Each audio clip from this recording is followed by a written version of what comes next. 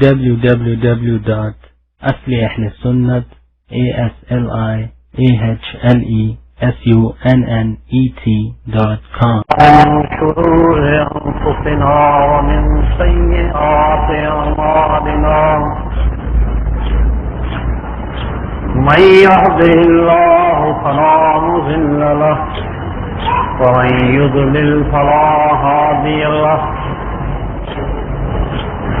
أشهد أن لا إله إلا الله وحده لا شريك له وأشهد أن محمدا عبده ورسوله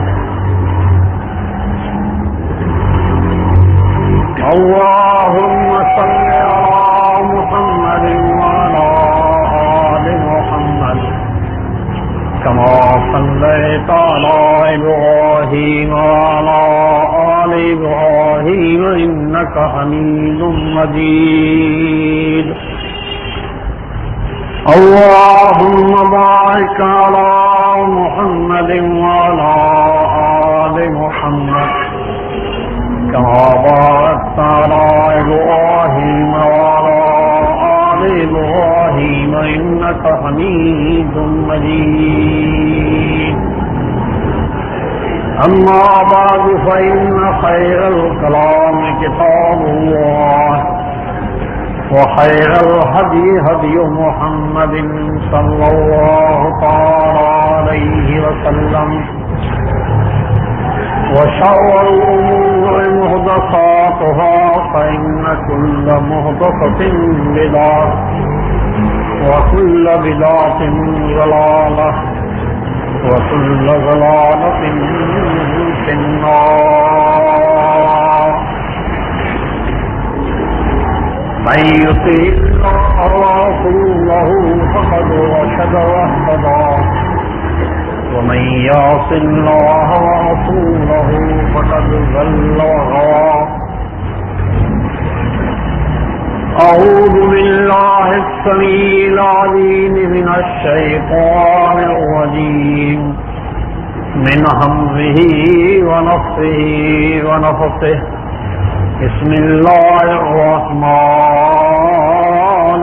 الرحيم وما خلقت الجن والإنس إلا ليعبدون ما أريد منهم من رزق وما أريد أن يطعمون إن الله هو الرزاق ذو القوة المتين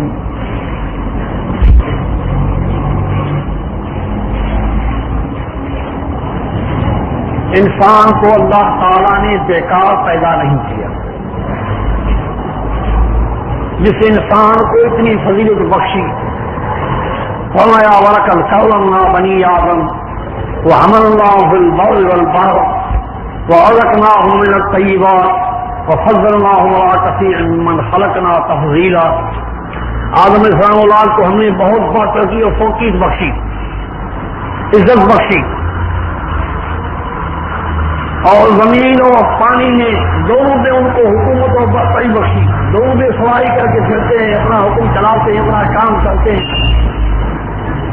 رزق کے لحاظ سے بھی سب مخلوق سے ان کا رزق اچھا ہے، کسی چیز کا رزق برابر نہیں ہے. حالانکہ اللہ سب کو رزق دیتا ہے، لیکن اعلیٰ سے اعلیٰ رزق کا نمونہ انسان کے لیے ہے.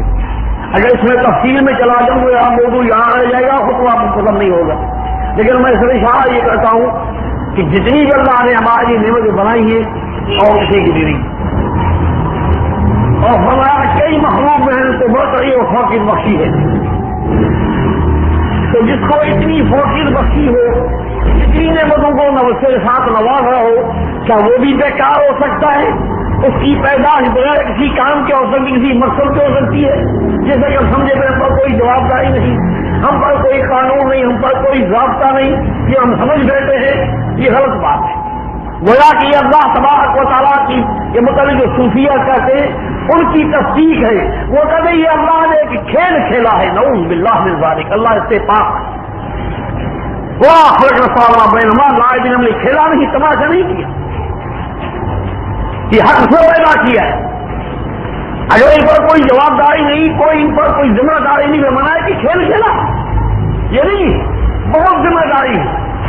ساری چیزیں اللہ نے تمہارے لیے پیدا کی، ایک ہی چیز کس کا نام میں نہیں ہوں، اگر تم نہ ہوتے تو کیا اس چیز کو نقصان ہوتا؟ یہ درخت جس کے سائے میں بیٹھتے ہو، جس کے پھل کھاتے ہو، اگر یہ نہ ہوتا تو یہ تمہارا نقصان تھا، اگر تم نہ ہوتے درخت کو کیا نقصان ہوتا؟ اس طرح پانی، اس طرح اناج، اس طرح رنگا، اس طرح فروٹ، لباس وغیرہ جو بھی اللہ نے پیدا کیا ہے ہمارے فائدے کے لیے ہے، اگر ہم نہ ہوتے ان کو کوئی نقصان نہیں، لیکن وہ نہ ہوتے ہمیں نقصان۔ تو اتنی امیر بخشی انسان کو اور اس کو بیکار پیدا کیا، اس کے لیے کوئی قانون نہیں، اس کے لیے کوئی جواب داری نہیں، کوئی ذمہ داری نہیں، عقل نہیں مانتا۔ تو اس چیز کو اللہ تعالیٰ نے بیان فرمایا کہ وما خلقت الجن والانس الا لیعبدون، جنوں اور انسانوں کو میں نے اس لیے پیدا کیا کہ میری بندگی کرے۔ سب اللہ کے بندے ہیں، ان کل من فی السماوات والارض الرحمن عبدا، زمین آسمانی ہر چیز اللہ کے سامنے بندہ ہے، لیکن انسان کو خصوصیت سے ایک بندگی کی صورت بخشی ہے، جس کو جو بندگی اس میں لگا ہوا ہے۔ انسان کے لیے خصوصی زندگی پوری سمجھائی، تمہاری پوری زندگی بندگی، اور جنوں کے لیے بھی انسان گویا کہ ہم اپنے آپ کو اپنے کردار سے، اپنے عمل سے ثابت کر دیں کہ ہم ایک آقا اور مالک اور بادشاہ اور حاکم الحاکمین کے بندے ہیں۔ اپنے عمل سے ثابت کریں، اپنے کردار سے ثابت کریں، اپنے کام سے ثابت کریں، اپنی زبان سے ثابت کریں، اپنے لین دین سے ثابت کریں، اٹھنے بیٹھنے سے ثابت کریں، صورت سیرت سے ثابت کریں کہ ہم اللہ کے بندے ہیں، اس کے حکم کے ساتھ ہیں۔ اگر اس کے حکم کی انحرافی کی تو ہم بندگی میں نہیں رہے۔ تو جب ہم بندے ہیں، بندہ ہو کے رہنا ہمارا کام ہے، اس کے بغیر ہم بیکار سمجھے جائیں گے، تو پھر ہمیں کوشش کر کے بندہ بننا چاہیے۔ بندگی کے سب اقسام ہیں۔ اگر آپ تجارت میں حلال خوری کریں گے، یہ آپ کی عبادت ہے۔ حدیث میں آیا ہے کہ جو بھی تو کام اپنا ہی کرتا ہے، اسے بخاری کی حدیث ہے، جو کام تو اپنا کرتا ہے اپنا ذاتی ہی کام ہے، لیکن تمہاری یہ نیت ہے کہ اللہ نے مجھ پہ حق رکھا ہے، تو وہ بھی تمہارا اجر لکھا جائے گا، تمہاری بندگی لکھی جائے گی۔ حتیٰ سزا لقمۃ فی امرأۃ، یہاں تک وہ ایک لقمہ جو تیری بیوی کھاتی ہے تمہاری کمائی سے، اگر تم نے اس کو اس لیے کہا کہ اللہ نے اس کا مجھ پہ حق دیا ہے، یہ بھی تمہاری عبادت ہوگی۔ حتیٰ سزا لقمۃ فیک، اپنے منہ میں لقمہ ڈالتے ہو، اگر یہ تمہاری نیت کہ اللہ نے مجھے حکم دیا ہے کہ اپنی زندگی حال کروں تاکہ میں عبادت کر سکوں، بنا میں کام کر سکوں، جہاد کر سکوں، نیکی کر سکوں، تو یہ طرح کھانا بھی تیری عبادت ہے۔ اسی طرح تجارت میں جب تم حرام سے بچو گے، حلال کی کمائی ہے، تو یہ بھی تمہاری عبادت ہوگی۔ یا ایھا الرسل کلوا من الطیبات واعملوا صالحین بما تعملون علیم، اے میرے پیغمبروں تم دو کاموں کا خیال رکھو۔ حالانکہ نبی کسی کام میں سست نہیں تھے، غافل نہیں تھے، یہ ہم کو سمجھنا مقصود ہے۔ اے انبیاء علیہ السلام، تم لوگ جو ہو تو ایک نیک عمل کرو اور حلال کھاؤ، بس یہ سب سے اہم مسئلہ، یہ بھی عبادت ہے، حلال کھانا بھی عبادت ہے۔ اسی طرح کسی کا سچ بولنا، جھوٹ سے بچنا، بے حیائی سے بچنا، برائیوں سے بچنا، حرام کاری سے بچنا، یہ سب عبادت ہے۔ جو برائیاں چھوڑے وہ عبادت ہے۔ عبادت کی بڑا صرف ٹھوکے مارنے نہیں ہے، یہ عبادت سجدے رکوع یہ بات تمہارے لیے سجتی ہے، بات تمہارے لیے زیبا لگتی ہے۔ جب تمہارا پورا جسم عابد بن جائے، حرام کھانے سے بچ جائے، بد زبانی سے بچ جائے، بد کلامی سے بچ جائے، بد اخلاقی بد کرداری سے بچ جائے، پھر تو ہے انسان۔ پھر یہ تمام عبادت تیرے لیے سنگاروں کو تیرے لیے زینتیں اور سنگار ہے، جیسے خوبصورت پودے پہنایا جائے۔ اگر بدصورت پہنائے جائیں گے، اس کی خوبی میں جاتی آئے گی، اس کی بدصورتی جائے گی نہیں جائے گی، بلکہ وہ زیور شرمندے لگیں گے۔ اسی طرح اگر تمہارے اندر واقعی انسانیت ہمارے اندر موجود ہے، کھانے میں، اٹھنے میں، باتنے میں، بولنے میں، ہر چیز میں اگر ہم صحیح معنی میں انسان ہیں، تو پھر ہماری ساری باتیں ہمارے اس زیور کے برابر ہے، ہماری زینت دوبارہ ہو جائے گی، ہمارا حسن دگنا ہو جائے گا، یہ وہ بات ہے۔ ورنہ ہماری عبادت کو ہم نے شرمندہ کر دیا ہے. حرام کھا کے، بوائیاں کر کے، جھوٹ بول کے، غیبت کر کے، گالیاں بن کے اپنی عبادت کو شرمندہ کر دیا. تو میرے بھائیوں، ہم عبد ہیں، عبد ہو کے رہنا چاہیے. تو صرف سب مسائل جتنے بھی شریعت کے ان کو ماننا، اس کے بعد اپنی صورت و سیرت بنانا، یہ ساری عبادت ہے. اس کے خلاف چلنا یہ بات نہیں ہے، بغاوت ہے. عبادت بغاوت کا آپ نے فرق نہیں کیا. بھائی جو چاہے کہے نہیں، عبادت بغاوت میں فرق ہوتا ہے. ہم جو کچھ کر رہے ہیں وہ بغاوت کا کام ہے. عبادت کا وہ کام ہے جو حکم اللہ سے ملا اور اللہ کی طرف سے جو اللہ کے رسول صلی اللہ علیہ وسلم نے دیا، ہم اس کو مان لے عمل کریں بغیر چوچات. پھر ہماری صحیح معنی میں عبادت ہمارا وبشر عباد اوپر سے فرمایا الذین اجتنبوا الطاغوت ان یعبدوها وانابوا الى اللہ لهم البشریٰ وبشر عباد الذين يستمعون القول ويتبعون احسنه اولئك الذين هداهم الله واولئك هم اولو الالباب. جو لوگ دوسروں کے بچے بچے ہیں، جو اللہ کے مقابلے میں ہیں، ان کی پوجا کی جاتی ہے، یا ان قانون سے بچتے ہیں جو اللہ کے قانون کے مقابلے میں ہے، یا اس پیشوا سے بچتے ہیں جو رسول اللہ کی پیشوائی کے مقابلے میں ہے، ان سب کو طاغوت کہا گیا ہے. فرمایا جو طاغوت سے بچتا ہے اور اللہ کے آگے جھک جاتا ہے، اس کے حکم کے آگے، اس کے فرمان کے آگے، اس کے کتاب کے آگے، اسے نبی صلی اللہ علیہ وسلم کے فرمان کے آگے جھک جاتا ہے، تو فرمایا ان کے لیے بشرا ہے. ہم نے جتنی بشارتیں دی ہیں مغفرت کی، جنت کی، کامیابی کی، آخرت میں رسوائی سے بچنے کی، جو ہم نے بشارت دی وہ ان کے لیے. بخیر نبی صلی اللہ علیہ وسلم میرے بندوں کو جا کے بشارت دے. ان کی یہ صورت ہے کہ یستمعون القول، سب باتیں جو سب سنتے ہیں لیکن اس بات کو قبول کرتے ہیں جو اس سب میں اچھی بات ہے. یستمعون احسنہ، انہیں اچھی بات ہے. اور اچھی بات کی بھی اللہ نے سمجھا دی. ہماری مرضی میری جو مجھے اچھی لگے، میرے بھائی کو اچھی لگے، میرے دوست کو اچھی لگے، میرے پڑوس کو اچھی لگے، میرے خاندان کو اچھی لگے، یہ نہیں. اس کے معیار کو بھی اللہ نے بیان فرمایا. اسی صورت کے اندر دو چار آیتیں آگے فرماتا ہے اللہ نزل احسن الحدیث، بہتر بات وہ ہے جو آسمان سے اتری، جو اللہ نے نازل فرمائی، وہ ہے بہتر بات. وانزل اللہ علیک الکتاب والحکمہ، قرآن حدیث کو اللہ نے نازل فرمایا، لہذا بہتر بات جو ہے وہ قرآن حدیث. جو بات ان کے موافق ہے اس کی دعوے داری کرنا، یہ ان لوگوں کا کام ہے جن کو اللہ کا اولئک الذین ھداھم اللہ، جن کو اللہ نے راہ راست پہ لگا دیا ہے، اولئک هم اولو الالباب، یہی صاحب عقل ہے، صاحب دانش ہے. ہم زیادہ دانش وہ اس کو کرتے ہیں اگر اس کو جو سب سے بات ملا لے، یہ منافقی کا فعل ہے. قرآن کہتا ہے الم تر الی الذین یظنون انهم آمنوا بما انزل الیک وما انزل من قبلک یریدون ان یتحاکموا الی الطاغوت وقد یکفرون ویرید الشیطان ان یضلهم ضلالا بعیدا وإذا قیل لهم تعالوا إلى ما أنزل الله وإلى الرسول رأيت المنافقين يصدون عنك صدودا فكيف إذا أصابتهم مصيبة بما قدمت أيديهم ثم جاءوك يحلفون بالله إن أردنا إلا إحسانا وتوفيقا. ہمارے ایسے لوگ بھی ہیں جو ایمان کا دعویٰ کرتے ہیں، ہم وہی الہی کو مانتے ہیں جو تم پر آیا ہے، تم سے پہلے سب کو مانتے ہیں، لیکن اس کے باوجود غیروں کے پاس اپنا فیصلہ لے جاتے ہیں، غیر غلامی کے ساتھ اپنا فیصلہ لے جاتے ہیں. ہمیں ان کی کہنے کی بات ہے اور شیطان اس طرح ان کو دور لے جاتا ہے. جب ان کو اللہ اور رسول سے بلایا جاتا ہے وہ انکار کر جاتے ہیں، چلے جاتے ہیں. لیکن اس وقت جاتے ہیں جب آ کے پھنستے ہیں، مصیبت پڑ جاتی ہے.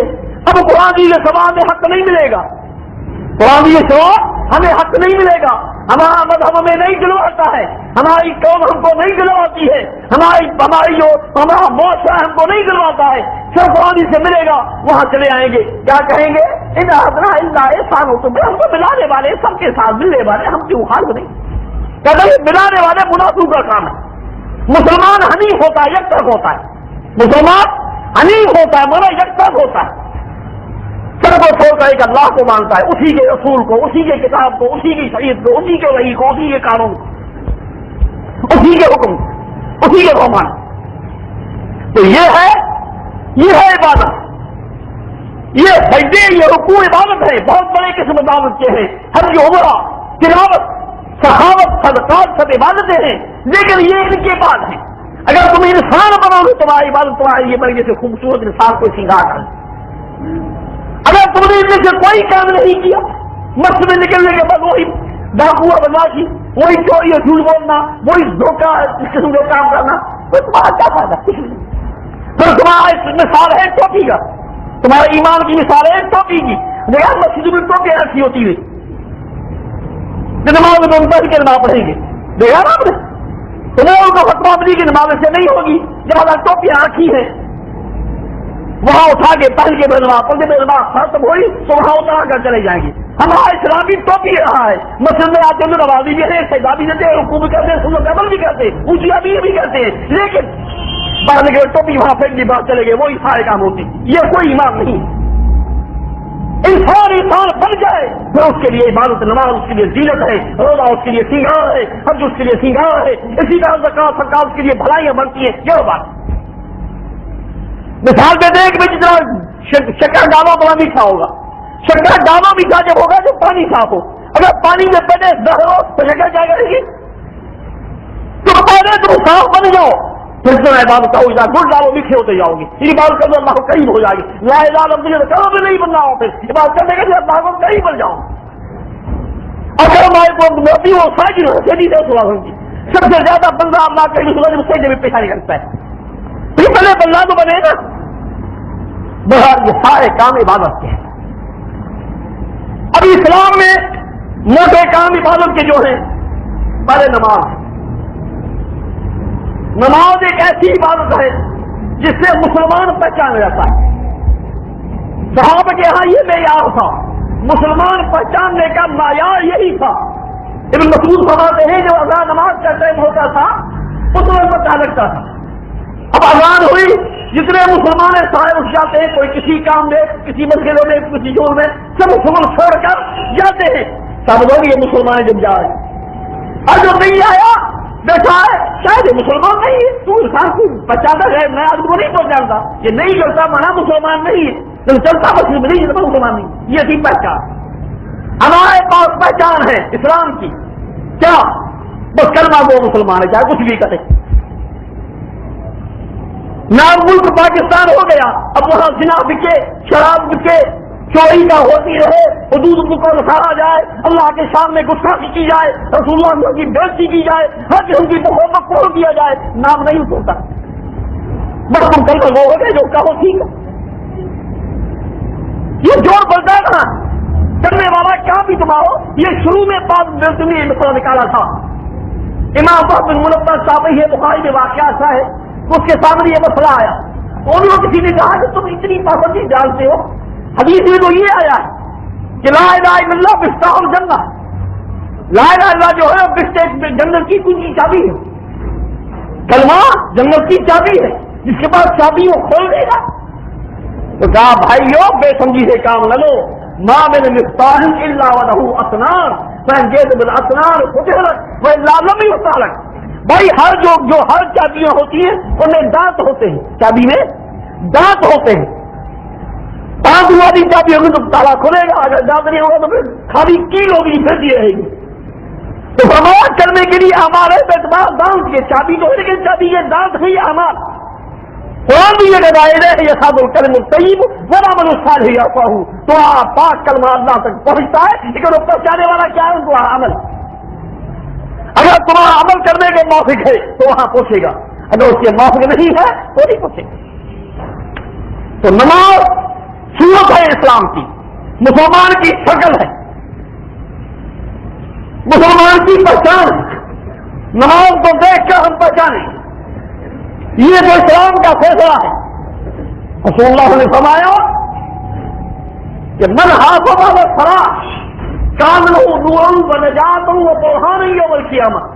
جس نے نماز کی حفاظت کی, حفاظت کا معنی وقت ضائع ہونے نہیں دیا, جماعت ضائع ہونے نہیں دیا, پر انسان اس کے آرکین, اس کے یعنی سنتیں وغیرہ کسی میں کمی نہیں کی اپنے مثال کے مطابق, تو فرمایا یہ ہے نماز کی حفاظت. اس کے لیے وہ نماز قیامت کے لیے ثبوت بنے گی, بڑا بڑا ڈاکیوز ہوگا جس سے بچ سکتا ہے, بڑا بڑا ثبوت ہوگا, اور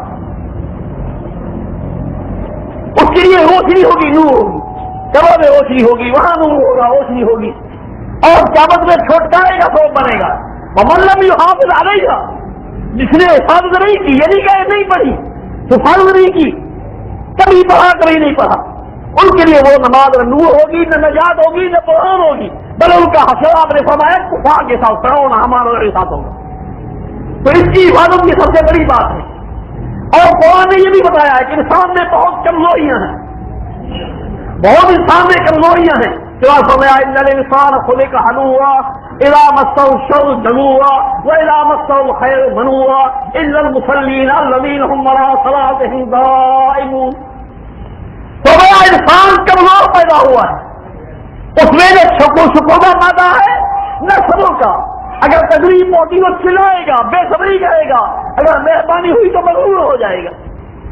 دونوں طرح سے وہ کمزور ہے، لیکن اس کی کمزوری کا علاج بتا دیا کہ یہ کام ہے جو اس اعمال کی بتائی، ان اعمال سے وہ اس بیماری سے بچ سکتے ہیں، اس کوتاہی سے بچ سکتے ہیں۔ ان میں سر سے کیا ہے؟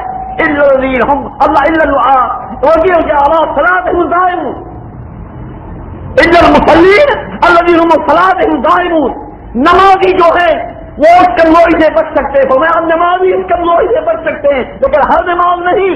فرمایا الذین هم علی صلاتهم دائمون، جو ہمیشہ نماز پڑھتے رہتے ہیں، ہمیشہ نماز پڑھتے رہتے ہیں، باجماعت وقت کے ساتھ پابندی کے ساتھ پڑھتے رہتے ہیں، ان کے لیے وہ نماز جو ہے وہ اس کمزوری سے بچائے، کمزوری دور ہوتی جائے۔ اصل اسلام کی بنیادی چیز نماز ہے، اس کی ضرورت ہے۔ پھر اس میں ضرورت یہ بھی ہے کہ ایمان کی کمزوری، نماز میں خود ایمان کی کمزوری ہے۔ جتنا ایمان مضبوط ہوگا نماز مضبوط ہوگی، جتنا آخرت کا خیال ہوگا نماز محفوظ ہوگی۔ قرآن خود کرتا ہے والذین یؤمنون بالآخرۃ یؤمنون بہ وہم علی صلاتہم یحافظون، جن لوگوں کو آخرت پہ یقین ہے کہ مجھے بڑھ کے اللہ کے سامنے پیش ہونا ہے اور جواب دینا ہے، مجھے سوال ہوگا پوری زندگی کا۔ اللہ فرماتے ہیں یہ وہ لوگ ہیں جن کا قرآن پر ایمان ہے، اور یہی وہ لوگ ہیں جن سے نماز کا کوئی وقت فوت نہیں ہوتا۔ آخرت سے ڈرتے والے ان سے نماز کا وقت فوت نہیں ہوگا، وہ نماز کو پوری طور پہ سنبھالیں گے، اس کی حفاظت کریں گے، یہ قرآن کی تعلیم ہے۔ لیکن نماز وہ نماز ہے جس کے اندر دو سببیں پائی جائیں۔ پہلی یہ ہے کہ نماز اس پر اثر کرے اس کے جسم پر، یعنی بے حیائیوں سے، برائیوں سے، غلطیوں سے، بد اخلاقی سے نماز اس کو روکے، ان کو شرم خود آئے میں نمازی آدمی یہ کام کیسے کرتا ہوں، جھوٹ کیسے بولتا ہوں، سود کیسے کھاتا ہوں، حرام کا گرجات کیسے کرتا ہوں، گالیاں کیسے بکتا ہوں، بد اخلاق کیسے بنتا ہوں، خود اس کو شرم آنی چاہیے، اپنے اندر بڑی ظلموں کو شرم ہونا چاہیے۔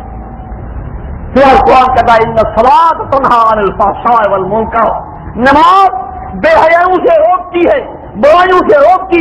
نماز کسی انسان کا نام نہیں، کسی جاندار کی گل زبان سے بولے گی، بلکہ نماز کا اثر ایسا ہے کہ انسان کو برائیوں سے روکے گا۔ اگر نہیں روکتی نماز تو مانا وہ نماز نہیں پڑھتا، نماز پڑھنے کے بعد برائیوں سے باز نہیں آتا تو نماز کس کام کی؟ تو یہ پہلی شرط نماز کے لیے ہے۔ دوسری شرط یہ ہے، قرآن کہتا ہے صلاۃ الخوف کے بارے میں کہ جب تمہیں مجبوری ہے یہ ہے پڑھو، لیکن تم یاروں میں حکمانا دوڑتے پھرتے جاؤ، چلتے پھرتے دوڑتے جو ساری طرف پیدل دوڑتے شاید جاؤ تو نماز قبول ہوگی، لیکن یاد رکھو پیدا امن تم، جب امن آ جائے، یہ شرار ختم ہو جائے، دشمنی ختم ہو جائے، تم بے خوف ہو جاؤ، فاذکروا اللہ کما علمکم ما لم تکونوا تعلمون، پھر اللہ کی بات اس طرح کرو جس طرح تمہیں سکھائی گئی، جو تمہیں سکھائی گئی، تم نہیں جانتے تھے، اب جو اللہ نے نماز سکھائی ہے، رسول اللہ نے نماز سکھائی ہے، یہ کہنا کہ ہر کو جو چاہے جیسے پڑھے نہیں، جیسا آپ نے سکھایا ہے، جیسا آپ نے پڑھ کے بتلایا ہے، اور ہمارا صلو کما رأیتمونی اصلی، جیسے مجھے پڑھنے کو دیتے اس طرح نماز پڑھو، جس طرح آپ نے بتلایا ہے اپنے قول بات سے، اپنے عمل سے، وہی نماز قبول ہوگی۔ اگر یہ نہیں تو نماز کوئی چیز نہیں، لہذا نماز کو دو شرطوں سے پورا کرنا یہ ایمان کی نشانی ہے۔ یہ ان لوگوں کی علامت آخرت سے ڈرتے ہیں جو خوف اللہ کے سامنے پیش ہونا ہے۔ تو بھائیو نماز سب سے پہلے ضروری ہے، اس کے بعد دوسرے نمبر میں روزے کا مسئلہ آتا ہے. روزے کا مسئلہ، یہ مہینہ روزے کا چل رہا ہے. اللہ تعالیٰ نے ایمانداروں کی صفاتیں بیان کی ہے کہ وہ صائمین و صائمات، جن کے لیے اللہ کے یہاں اجر ہے، جن کو اللہ تعالیٰ نے بہت ایماندار کہا ہے، جن کے لیے اللہ کے یہاں مغفرت ہے. ان لوگوں کی نشانی ایک نشانی یہ ہے کہ ان کے مرد عورتیں سب روزہ رکھتی ہیں، سب رکھتے ہیں، کوئی کوتاہی نہیں کرتا. روزہ رکھنا ایمان ہے، ایمان کی نشانی ہے. روزہ اللہ کا سخت عذاب آئے گا. چنانچہ رسول اللہ صلی اللہ علیہ وسلم نے واقعہ بیان فرمایا، صحیح ابن حبان کی حدیث ہے کہ آپ نے فرمایا میں نے ایک خواب دیکھا. نبی کا خواب وہی ہوتا ہے، ہمارے تمہارے جیسا خواب نہیں. ان کا اللہ کا وہی کبھی خواب میں آتا ہے، کبھی جاگ کے آتا ہے، کبھی کتاب کی شکل میں، کبھی پیغام کی شکل میں، ہر حال میں کبھی ذرے خاص سب اللہ کی طرف سے نبی کے لیے وہی کی قسم. فرمایا میرے پاس دو فرشتے آئے، اللہ سے مجھے اٹھایا، میں دیکھا، میں اٹھ گیا تو ایک پہاڑ کے پاس مجھے لے آیا، کہا چڑھو یہاں، اس پہ چڑھو. مریض بڑا مشکل ہے، میں چڑھ نہیں سکوں گا. تو کہنے لگے تم چڑھو، ہم تمہارا ساتھ دیتے ہیں، چڑھ جاؤ گے. ہم اوپر چڑھ گئے. جب اوپر پہنچے دور سے ہمیں آواز آئی جیسے کتے آواز کرتے جب پھنستے ہیں. کتے کا بھونکنا اور ہے، ایک کتے کا آواز جب مارا جائے اس کو یا کہیں پھنس جائے تو کیسے آوازیں کرتا ہے، کیسے آوازیں مارتا ہے، چلاتا ہے، اس قسم کی آواز آنے لگی. میں نے کہا یہ کون ہے؟ کہا ذرا آگے چلو. تو کچھ منظر دکھا دے گئے. جو وہاں پہنچے تو واقعی لوگ ہیں کتوں کی طرح چلا رہے ہیں، یہ کتے کو مارا جائے یا بڑھا جائے یا پکڑا جائے، مجھے دے کر جاؤں آواز کرے. میں نے پوچھا یہ کون ہے؟ دیکھا کہ وہ لوگ جب پہنچے وہاں تو لٹکے ہوئے، پاؤں اوپر ہیں، گردن نیچے، اوپر لٹکے ہوئے ہیں، اور ان کے یہاں دونوں طرف سے منہ سے خون بہ رہا ہے، کیا ہوا ہے، خون بہ رہا ہے. میں نے کہا یہ کون ہے جو چلا رہے ہیں؟ کہا یہ وہ لوگ ہیں جنہوں نے رمضان کے مہینے میں جب اللہ نے کھانے کی اجازت دی ہے، کب اجازت دی ہے؟ سورج منہ ہونے کے بعد ہے نا، یہ اجازت. اللہ نے جب کھانا پینا حلال کیا ہے اس سے پہلے یہ لوگ کھانے والے تھے. ان کا یہ عذاب،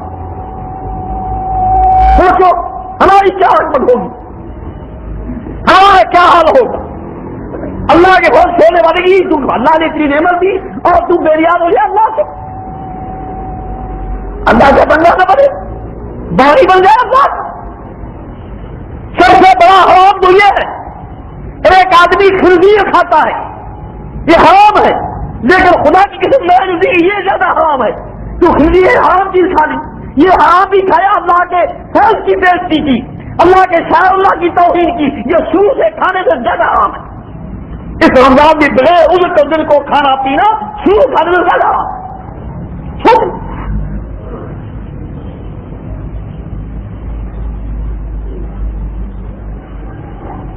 تو میرے بھائیوں یہ اللہ کا فضل ہے اور یہ بڑی نعمتوں کا مجموعہ ہے. اس والے مہینے میں اللہ کی مغفرتیں، اللہ کی رحمتیں بارش کی طرح برستی ہیں. انسان کے لیے کئی نعمتیں اللہ کی طرف سے ملتی ہیں. اللہ کی قبولیت دعا کی ہمارے لیے متوجہ ہوتی ہے کہ ہم اللہ سے بخشوائیں، اللہ سے دعا کروائیں اور دعا کریں اور اللہ سے جو ہے اپنے گناہوں کی معافی ہے. اس کی ضرورت ہے ہمیں. وقت وہ جب ہوتا ہے کہ ہماری اصلاح بھی کریں، اپنے آپ کو سلائے بھی صحیح. اگر اس مہینے میں ہم نہیں سلے اور ہماری اصلاح نہیں ہوئی، ہم نہیں تو کوئی موقع نہیں ہے. یہ اللہ کی مہربانی کے بخشنے کا موقع بھی دیا ہے، بخشوانے کا ٹائم بھی دیا ہے، لیکن ہم بے قدری لگائیں. اس لیے آپ نے فرمایا من صام رمضان ایمانا و احتسابا غفر له ما تقدم من ذنبه. جس شخص نے روزے رکھے جس میں دو جذبے ہوں، ایک تو اللہ کا حکم مان کر کہ اللہ کا حکم ہے، اس نے فرض کیا ہے، کھانا حرام کیا ہے، پینا حرام کیا ہے، اپنے خیالات کو استعمال کرنا حرام کیا ہے، لہذا میں سب چیزیں رک جاتا ہوں اللہ کے لیے. پہلی چیز یہ اللہ کا حکم کو مانتے ہوئے. تیسری بات احتساباً، یعنی ثواب کی امید اللہ سے رکھے، اجر کی امید اللہ سے کسی اور سے برداشت نہ ہو. تو فرمایا غفر له ما تقدم من ذنبه، ایسے روزہ کے جتنے گناہ سارے بخشے جائیں گے. روزہ دراصل ہمیں اخلاق سکھاتا ہے، خلق سکھاتا ہے، نیکی سکھاتا ہے. اسلام تو خلق کی بہت تعلیم دیتا ہے. فرمایا وقولوا للناس حسنا، میرے بندو لوگوں کے ساتھ اچھی بات کیا کرو، اچھی طرح کلام کرو، برا کلام نہ کیا کرو. اور ساتھ یہ بھی کہا وَقُلْ لِعِبَادِي يَقُولُوا الَّتِي هِيَ أَحْسَنُ إِنَّ الشَّيْطَانَ يَنزَغُ بَيْنَهُم إِنَّ الشَّيْطَانَ كَانَ لِلْإِنسَانِ مُبِينًا۔ اے نبی صلی اللہ علیہ وسلم آپ ان کو سمجھا دیجیے میرے بندوں کو، منہ سے بات اچھی نکالے، بری بات نہ نکالے۔ سارے شر و فساد کا بنیاد یہی ہے، شیطان موقع دیکھا ہے کہ مجھے کوئی موقع ملے، ان کے منہ سے ایسی بات نکل جائے میں ان کو لڑا دوں گا۔ لڑانے سے بہت خوش ہوتا ہے، بہت کامیاب ہوتا ہے، اس لیے اس کے بدلے کی صورت انسان اپنے بات سے کنٹرول کرے۔ معاذ رضی اللہ عنہ کو رسول اللہ صلی اللہ علیہ وسلم نے اسلام کی فضیلت و احکام اور بڑے بڑے احکام کی فضیلت بتلائی، درجہ بتلایا، تو فرمایا ان سبھی ساری باتوں کا اصل مل کے تو خزانہ جو الفاظ ہے وہ کیا ہے؟ پہلے بتائیے۔ فرمایا زبان نکالی بات، فرمایا کفا علی ھذا، اس کو قابو رکھ، اس سے غلط بات نہ نکلے، اس سے کوئی بات نہ نکلے۔ یا رسول اللہ ہم زبان سے بات کرتے ہیں، ہم اپنی بات کی وجہ سے پکڑے جائیں گے۔ فرمایا هل يكب على مناخرهم الا حصائد السنتهم، وہی لوگ جو الٹے منہ کے بل جہنم میں جائے کسی کے ڈال جائیں گے، جن کی زبان عام پر چلتی رہی، جیسے ڈاکٹری کاٹتی ہے نا، اس کو بھی کاٹ دے، سب کو بھی کاٹ دے، ہر چیز کو کاٹ دے، زبان ہر چیز کاٹ رہی ہے، بری بھلی بات سن رہی ہے، یہ عام زبان جو ہے وہی جہنم میں جائے گی۔ اسی لیے مہینہ اصلاح کے لیے وہ صبر کا مہینہ ہے۔ حتیٰ کہ آپ نے فرمایا فَإِنْ صَابَهُ عَهْدٌ فَلْيَقُلْ إِنِّي صَائِمٌ، اگر کوئی اس کو تنگ کرے یہ اور کچھ نہ کہے، اگر وہ اتنی گالیاں دے تو جواب دینے پر مجبور ہو جائے تو پھر جواب گالی سے نہیں دے کہ بھائی تو بڑے بکتا ہو، میں تو بند ہوں، مجھے روزہ ہے، میں نہیں کہوں۔ تو یہ ہے اصل ایمان۔ اور ہم چلتے سودے کرتے ہیں، وبا کرتے ہیں، منڈیوں میں، دکانوں میں، ہر جگہ ہزار بار جھوٹ بولتے ہیں۔ جب جھوٹ بولنے کے بغیر ہمیں مزہ ہی نہیں آتا وہاں میں، نہ بیچنے والے کو نہ صحیح کرنے والے، سب کو جھوٹ مزہ آتا ہے۔ ہمارا رسول اللہ ہم کا یہ فرمان ہے من لم يدع قول الزور فللہ حاج لا يطعم شرابہ، جس آدمی نے جھوٹ کی عادت نہیں چھوڑی تو اس کے خالی پیاسے اور بھوکے رہنے کی اللہ کی کوئی ضرورت نہیں ہے۔ تھوڑی کیا قیمت، روزے کی قیمت کیا ہے؟ کوئی قیمت نہیں۔ زیادہ روزے کی صوم کی منائے رکنا، اللہ کے لیے رکنا، کھانے سے پینے سے سب چیزوں سے۔ یہ ہمارے لیے ایک ٹریننگ کا مہینہ ہے، مشق کا مہینہ ہے کہ پورا مہینہ اپنے آپ کو انسان بناؤ تاکہ اس کا اثر بند رہے۔ جو اس کو صحیح معنی میں اس کا حق ادا کرے ان کا اثر بھی رہتا ہے، لیکن بعض ایسے ہیں جو اس کو ایسے عادی سمجھتے ہیں، نہ وہ عادتیں چھوڑتے ہیں، نہ برائیاں چھوڑتے ہیں، نہ بداخلاقیاں چھوڑتے ہیں۔ نتیجہ یہ ہو کہ روزہ کوئی ایسا نہیں کرتا، روزے کے حال میں بھی یہ ہونے کے بعد وہی رہتے ہیں، پھر ان کا ایمان ظاہر نہیں آتا۔ تو میرے بھائیوں اس مہینے کا احترام ہو گئے گا، ہم سوچیں اس کی بڑی فضیلت ہے۔ رسول اللہ صلی اللہ علیہ وسلم نے یہاں تک بھی فرمایا ہر عمل کی اللہ تعالیٰ فرماتا ہے کہ ہر عمل کا ثواب میں نے مقرر کر دیا ہے، ہر نیکی کا ثواب ہم نے مقرر کر دیا ہے، لیکن روزے کا کوئی ثواب مقرر نہیں، وہ تو خاص میرے لیے ہے، اس لیے اس کا ثواب میں دوں گا، اگر میں اپنے مرضی دوں گا، جب میں خوش ہوں گا چھوڑوں گا، جب تک خوش ہوتے چاہوں گا۔ اور بھی ایک حوالے وانا جزا بھی ایک حوالے میں یہ الفاظ دیا ہے، یعنی گویا کہ اس کو بدلے میں میں مل گیا، اس کا بدلہ میں ہوں اس کے لیے۔ یہ بہت بڑی نعمت ہے، افسوس ہم قدر نہیں کرتے اس مہینے، اس کا ہمیں احترام نہیں ہے، اس کی عزت نہیں ہے، اور اس میں بہت فوائد ہیں۔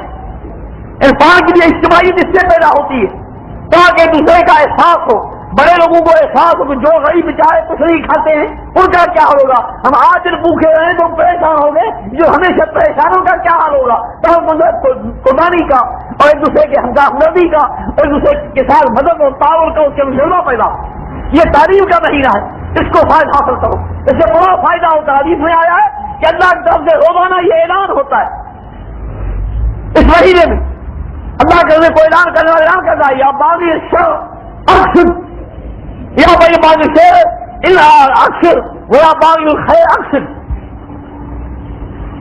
برائی کا طالب برائی والا تمہیں اب بچنے کا موقع ہے، بچ جاؤ، ابھی اپنے آپ کو سنبھالو، یہ موقع آ گیا ہے تمہارے پاس، اور نیکی کا طالب اب تم آگے ہو جاؤ، بڑھو، قدم بڑھاؤ، تمہارا بڑھنے کا موقع آ گیا ہے۔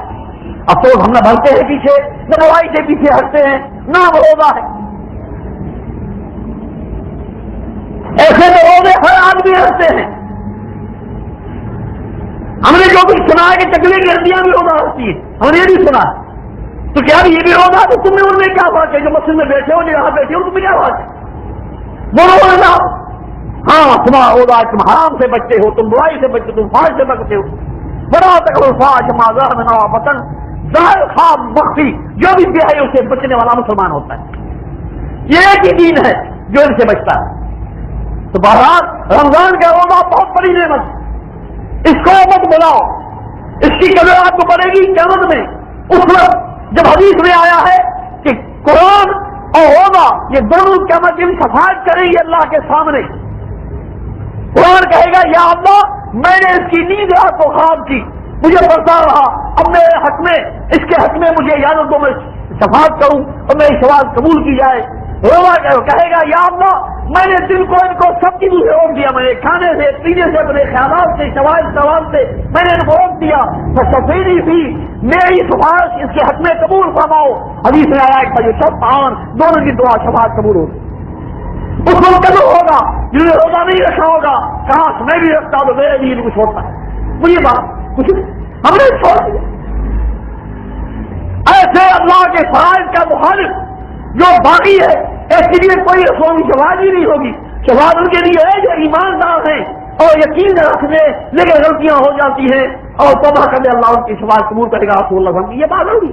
لیکن اور کے ساتھ کہے گا وقال الرسول یا رب ان قوم اتخذوا هذا القرآن مهجورا، اللہ کے رسول کہیں گے اے میرے پروردگار میری اس قوم نے قرآن کو چھوڑ دیا، میری اس قوم نے قرآن کو چھوڑ دیا۔ تو رحمت اللہ بھی یہ گواہی دیں گے اور یہ بات پیش کریں گے اللہ کے سامنے شکایت، تو بتاؤ جن کے سہارے تم جیتے ہو، جن کے امید پر چلتے ہو یہ بخشوائیں گے چھڑائیں گے، وہ آگے کیا کر سکتے ہیں جب سید العالمین نے کہہ دیا کہ انہیں قرآن کو چھوڑ دیا، اب کس کی بات مانی جائے گی؟ سوچو، اپنے ذہن میں سوچو کہ رحمت اللہ علیہ اکرم الابری اللہ سید الانبیاء مرسلین یہ گواہی دیتے ہیں کہ لوگوں نے قرآن کو چھوڑ دیا، تو بتاؤ اب کس کی سماعت میں فائدہ دے گی؟ کس کا قول گواہی تمہیں فائدہ دے گی؟ دے سکتی ہے؟ قسم نہیں۔ تو بہرحال یہ اللہ کے فرائض کا احترام کرو۔ حدیث میں آیا ہے کہ اذا فریضی احببتہ، میرا بندہ جب میرے فرائض کو پورا کرتا ہے تو میرا محبوب بن جاتا ہے۔ جو بندہ میرے فرائض کو ادا کرتا ہے، اس کو پورا کرتا ہے تو میرا محبوب اور پیارا بن جائے۔ بتاؤ اس سے تمہیں کیا چاہیے زیادہ؟ جب اللہ کے پیارے بن جائیں تو اس سے زیادہ ہمیں کیا چاہیے؟ کوئی اور نعمت ہے؟ کوئی۔ یہ مومن کو قدر ہوتی ہے، مومن کو قدر ہوتی ہے۔ جب جنت میں اللہ تعالیٰ ان کو اپنی زیارت کرائے گا تو ان کو ساری جنت کی نعمتیں بھول جائیں گی۔ یہ ایسی نعمت ہوگی، اس میں اتنا لطف ہوگا، اتنا ان چیزوں کو راحت حاصل ہوگی کہ کوئی نعمت ان کو یاد نہیں رہے گی۔ یہ معمولی بات نہیں، اللہ تعالیٰ کے تم چاہے بن جاؤ کا کیا چاہیے؟ اسی طرح زکات کا مسئلہ، یہ اللہ نے مال میں فرض کیا تمہاری تفصیل کے لیے، تمہاری پاکائی کے لیے۔ خود میرا مال مسلم دیا، زکات کا مال لے کو لو تاکہ یہ پاک بن جائیں، ان کا مال پاک ہو جائے، ان کا دنگا پاک ہو، سب کچھ ہو جائے۔ لیکن ہم بھی توڑ نکلے، اللہ نے انہیں سب بنا دیا، تم زکات ادا کرو گے تمہارے مال پاک ہو جائیں گے۔ ہم کیا کرتے ہیں؟ اسی حرام میں سے زکات نکالتے ہیں۔ یعنی ہم بھی تیز ہو گئے کہ ہمارے پاس بھی جواب ہے۔ زکات سے ہم کو ہدایت ہونی چاہیے کہ اللہ کے ہم بندے ہیں، مال بھی اس کا، جان بھی اس کا، ہم سب اس کے ہیں۔ جب چاہے سر حاضر ہے، مال حاضر ہے، اس لیے ہم دیتے ہیں کہ اس نے حکم دیا ہے، اس کے حکم کو مان دیں، یہ ہے فائدہ۔ لیکن اگر تم اس کا خیال نہیں کرو گے تو پھر کیا ہوگا؟ دعویٰ تو کرتے ہو ہمارا قرآن ہے، یہ ہمارا ایمان ہے، ہماری کتاب ہے۔ جب کتاب میں تم چلتے نہیں، کتاب کو کہاں مانتے ہو؟ مانا یہ تمہاری وہ کتاب نہیں ہے جو رسول اللہ تم لے آئے، یا وہ ہے تو تم اس کو نہیں مانتے ہو، کیوں نہیں اس پر عمل کرتے؟ کیسے عمل کرا سکتے ہو؟ تم عمل کر کے دنیا کو ثابت کر دکھاؤ، اسی کتاب سے دنیا میں عمل ثابت ہو سکتا ہے۔ رسول اللہ صلی اللہ علیہ وسلم نے اس بات کو بڑی اہمیت دی، مسلمان زکات میں پیچھے نہیں رہتا، یہ مشرک کا کام ہے، قرآن خود بتاتا ہے وَلَا تَكُونُوا مِنَ الْمُشْرِكِينَ الَّذِينَ زَكَاتُهُمْ بِالْآخِرَةِ، مشرکین مت بنو جو زکات نہیں دیتے، ان کا کام ہے مشرکین کا یہ مشرکین کا کام ہے، اسے کام نہیں دیتے، مسلمان کا یہ کام نہیں ہے۔ مسلمان کو یقین ہے کہ دینے والا اللہ بڑھا ہو ہی سکتا ہے، انہوں نے وعدہ دیا ہے الشیطان یعدکم الفقر ویامرکم بالفحشاء، شیطان تمہارا دشمن ہے، تمہیں ڈراتا ہے مسکینی سے، غربت سے۔ اتنی رقم تم نے نکال دی لمحے میں، اتنے سالوں میں تم نے کمائی تم نے ابھی نکال دی، اس طرح ڈراتا ہے کہ تم ختم ہو جاؤ گے، مسکین ہو جاؤ گے، غریب ہو جاؤ گے، نادار ہو جاؤ گے، کمائی ختم ہو جائے گی، کمائی غلط۔ اور اس طرح ڈرا کے تم کو دے یہ کام کہاں سے، وہ کام کہاں سے؟ جو مال کے لیے مطلب چاہیے، جو تم نے حلال مطلب نہیں کیا تو حرام میں جائے گا۔ اور اللہ نے کیا کہا ہے واللہ یعدکم مغفرۃ منہ وفضلا، اللہ کہے گا تم میرے راستے میں خرچ کرو گے تو میں تمہارے ایک طرف پر گناہ کو معاف کروں گا، دوسری طرف تمہاری نیکیوں کو بڑھاؤں گا، تمہاری نیکیوں کو اور تمہاری مال کو دولت کو بڑھاؤں گا۔ میں شکرتم لأزیدنکم، اگر تم نے تم کا شکر کرو گے، شکریہ ادا کرو گے، میں تمہیں بڑھاؤں گا۔ شکر ادا کرنے کا یہی معنی ہے اگر مال دیا ہے تو اللہ کا حق ادا کیا جائے، اگر نمازی ہے تو ان کے مطابق ادا کرے، اگر قرآن کو پڑھے اور دوسروں کو سنائے اور سنے، یہ ہے شکریہ کا طریقہ۔ یہ طریقہ نہیں بھی بڑی تفصیل ہے کہ الحمدللہ پڑھتا ہے، شکر ادا ہو گیا، سود بھی کھاتا ہے، حرام بھی کھاتا ہے، جھوٹ بھی بولتا ہے اور سب کچھ کرتا ہے، پھر بھی وہ الحمدللہ پڑھتا ہے، یہ کوئی فکر نہیں۔ خدا کی قسم شکر ہے ہی نہیں، شکر ہوتا ہے عمل صالح سے، شکر ہوتا ہے بھائی آج مجھے اللہ نے یہ مہربانی کی، میں اس گناہ سے توبہ کرتا ہوں۔ دیکھیے میں مثال دیتا ہوں، کعب بن مالک، آپ نے تبوک کا واقعہ سنا ہے جس میں 3 آدمی پیچھے اس میں کعب بن مالک تھے، وہ نہیں حاضر ہوئے، اس میں رسول اللہ ناراض ہوئے، مسلمانوں کو بائیکاٹ کا حکم دیا، 50 دن تک وہ رہا معافی مانگتا رہا۔ جب اس کو معافی ملی، اس سے پہلے جب آپ واپس آئے تو منافق جھوٹ بولتے گئے کہ ہمیں یہ مجبوری تھی، بیماری تھی، فلاں کی ذریعے سکے، اس کو سامنے لایا، اس نے کہا کہ یا رسول اللہ بات اصل یہ ہے کہ دل نے سوچ لیا کہ میں نے گناہ تو کیا ہے، اب جا کے گناہ دوسرا کروں میری کوئی عاقبت نہیں ہوگی، چھوٹ تو جاؤں گا لیکن میری عاقبت نہیں ہوگی، اس لیے بولتا ہوں سچ، یہ مجھے امید ہے کہ میرے پر مہربانی ہو جائے گی۔ کہا یا رسول اللہ مجھ پہ کوئی مجبوری نہیں تھی، میں بالکل خوشحال تھا، سوائے بھی موجود تھی، پتا نہیں کیوں ہو گیا۔ فرمایا اس نے سچ بولا، اب تم اٹھ جاؤ، سارے لوگوں کے بھائی کار کبھی 50 دن تک ہوتا ہے۔ بلا جب اس کو معافی ملی تو آئے اور رسول اللہ ان کو ملے، بڑے خوش ہوئے، اس نے کہا کہ اللہ کے رسول یہ مجھ پہ مہربانی کیوں ہوئی؟ میں یقین کرتا ہوں میں بڑا بولنے والا ہوں، بڑا لکھان آدمی ہوں، میں آپ کو منوانے نہ اپنی بات جیسے دوسرے منوائے گئے، لیکن میں نے کہا کہ جھوٹ میں میری عاقبت نہیں ہوگی، میں نے سچ بولا، اس پر اللہ نے مجھے مہربانی کی ہے، اور اس کی شکریہ میں میں وعدہ کرتا ہوں کہ زندگی جھوٹ نہیں بولوں گا۔ آخر میں چار نابین ہو گیا، لڑکا اس کو لے کے چلتا تھا، کسی دوست کے پاس گئے یا کسی گھر میں گئے تو لوگ اس سے پوچھتے رہے ہوا کیا تمہاری تو وعدہ سناؤ، تو وہ یہی کہتا تھا اس وقت میں نے یہ وعدہ کیا تھا، شکریہ نے آج تک اللہ کی نے جھوٹ نہیں بولا ہے، انشاءاللہ زندگی اللہ تعالیٰ جھوٹ سے بچائے گا۔ یہ ہے طریقہ شکر کرنے کا، یہ سامنے کیے بڑھے آگے بڑھے، یہ نہیں کہ توبہ کر دیا الحمدللہ ذرا کر دیا، یہ کافی نہیں ہے۔ تو میرے بھائیوں یہ مال جو ہے وہ اللہ کی نعمت ہے، اللہ نے دیا ہے، اس کے راستے میں خرچ کریں، ہم بالکل بات پیچھے نہ رہے، وہ بڑا اس کا ثواب ہے، جو چیز اللہ کے راستے بڑا ثواب ہے۔ مثل الذین ينفقون أموالهم في سبيل الله كمثل حبة أنبتت سبع سنابل في كل سنبلة 100 حبة والله يضاعف لمن يشاء والله واسع عليم۔ جو لوگ اللہ کے راستے میں اپنا مال خرچ کرتے ہیں، اللہ کی راہ میں اللہ کے لیے خرچ کرتے ہیں اور کوئی ان کا مقصد نہیں، تو میں آپ کی مثال ایسی ہے جیسے ایک دانہ زمین میں ڈال دو، اس میں سے پودا نکل آئے، پودے میں تو 7 گوشے بن گئے، ایک ایک گوشے میں 100 دانے بن گئے، ایک دانے کے بجائے ان کو 700 دانے مل گئے۔ واللہ یضاعف لمن یشاء، جس کو چاہے اور بڑھا دے، جتنا ایمان، جتنی تقویٰ، جتنی خلوص، اتنا بڑھے۔ تو بھائی یہ ضائع نہیں ہوگا، اللہ کو دیا ہوا ضائع نہیں ہوگا، اللہ کے راستے میں دینا برباد نہیں ہوگا، یہ بڑھنا ہے، یہ جمع ہونا ہے۔ رسول ہمارے ساتھ کتاب مالی و مالی، میرا مال ہے، تمہارا مال ہے کون سا؟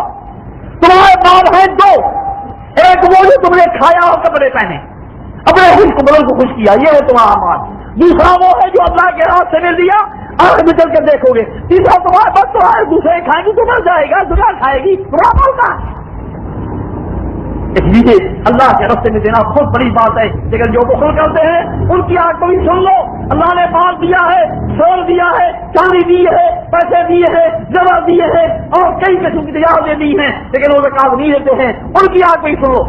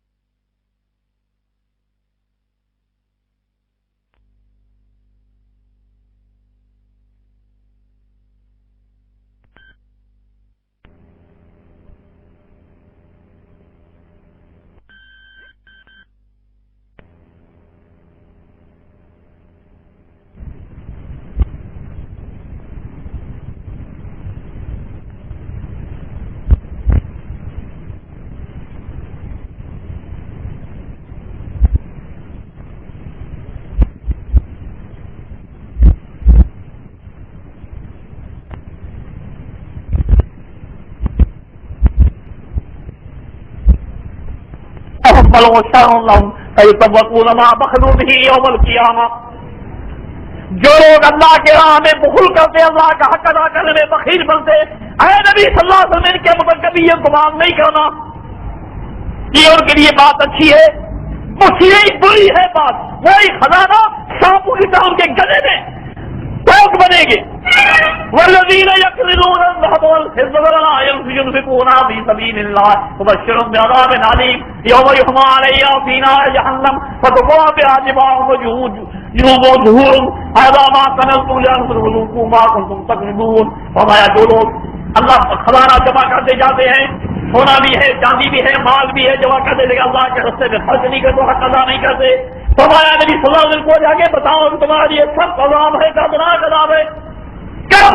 جب وہ دن آئے گا کہ جہنم کی آگ میں تمہارا خزانہ گرم کیا جائے گا، اس جہنم کے اندر گرم کر کے تمہیں ان کی پسلیاں، تمہاری پیٹھ، تمہاری پیشانیاں داغی جائیں گی اور کہا جائے گا ہذا ما کنزتم لأنفسکم، یہ تمہارا خزانہ ہے، فذوقوا ما کنتم تکنزون. اس کو کچھ چھپا چھپا کے رکھتے تھے، اللہ سے بخل کیا، اور اس کا بدلہ لے لو، یہ ہے اس کا بدلہ. حدیث میں آیا ہے کہ سانپوں کی شکل میں خزانہ اس کا آئے گا، گلے میں گرے گا، اس کو دوسروں سے کاٹے گا، کہا انا کنزک، انا میں تیرا خزانہ ہوں، میں تیرا خزانہ ہوں.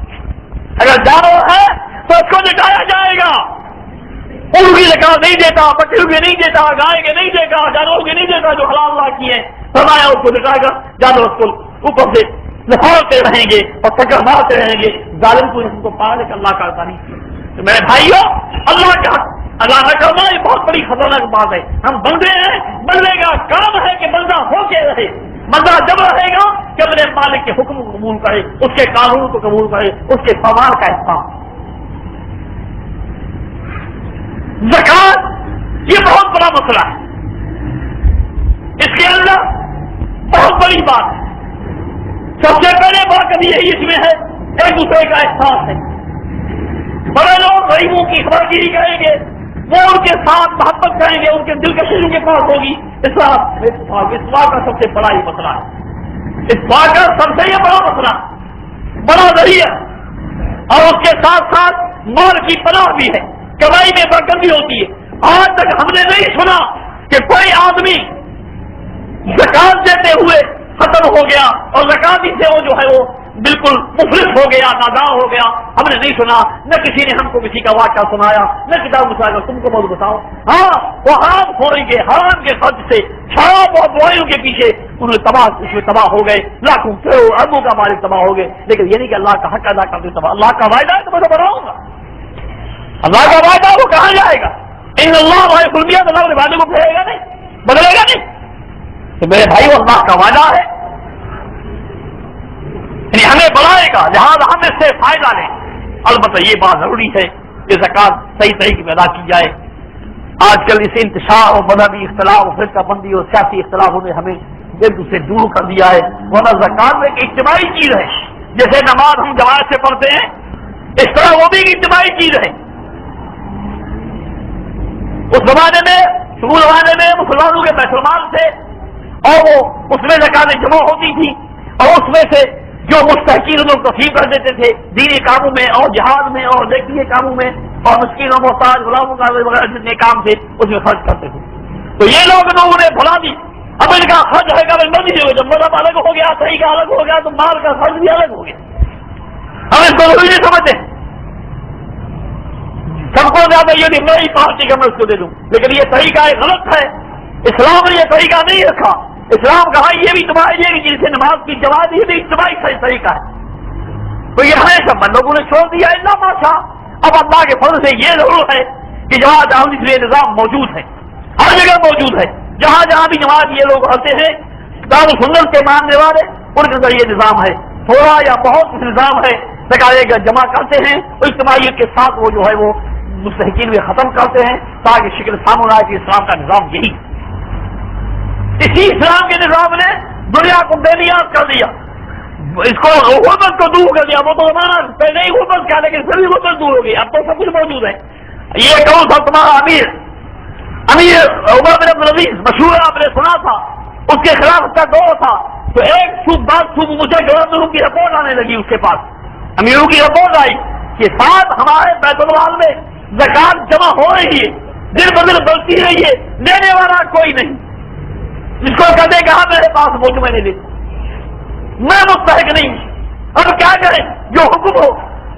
تو خلیفہ نے لکھا کہ دیکھو اسلام میں اور مسائل بھی بتائے ہیں، اگر کوئی مستحق نہیں ہے، جتنے غلام ہو اس بیت المال کے خزانے سے اس غلاموں کو خرید کر کے حلال کر، اور پھر ایک آپ قرآن بیت المال کا نہیں قرآن بتائے، تو اس طرح کئی غلام آزاد ہو گئے۔ تو زکات کی بڑی برکتیں ہیں، اب ہم نہیں سمجھتے گا اجتماعی بہت بڑی برکتیں ہوتی ہیں۔ تو یہ الحمدللہ یہ چیز ابھی باقی ہے، ہر جگہ پر نہیں، بات ہر جگہ پر ہے۔ یہاں بھی نظام آزادوں نے بھی 1-2 سال پہلے سے ایک بیت المال قائم کیا ہے جس میں سے وہ خرچ کرتے ہیں۔ اب تو وہاں فائدہ ہے کہ اس بیت المال میں زکات جمع کرے تاکہ مستحقین کو ادا کر دیا جائے اور ان کو صحیح روز پہنچایا جائے، اور ایک سے دوسرے کو رغبت بھی ہوتی ہے، ایک دوسرے کو رغبت بھی ہوتی ہے۔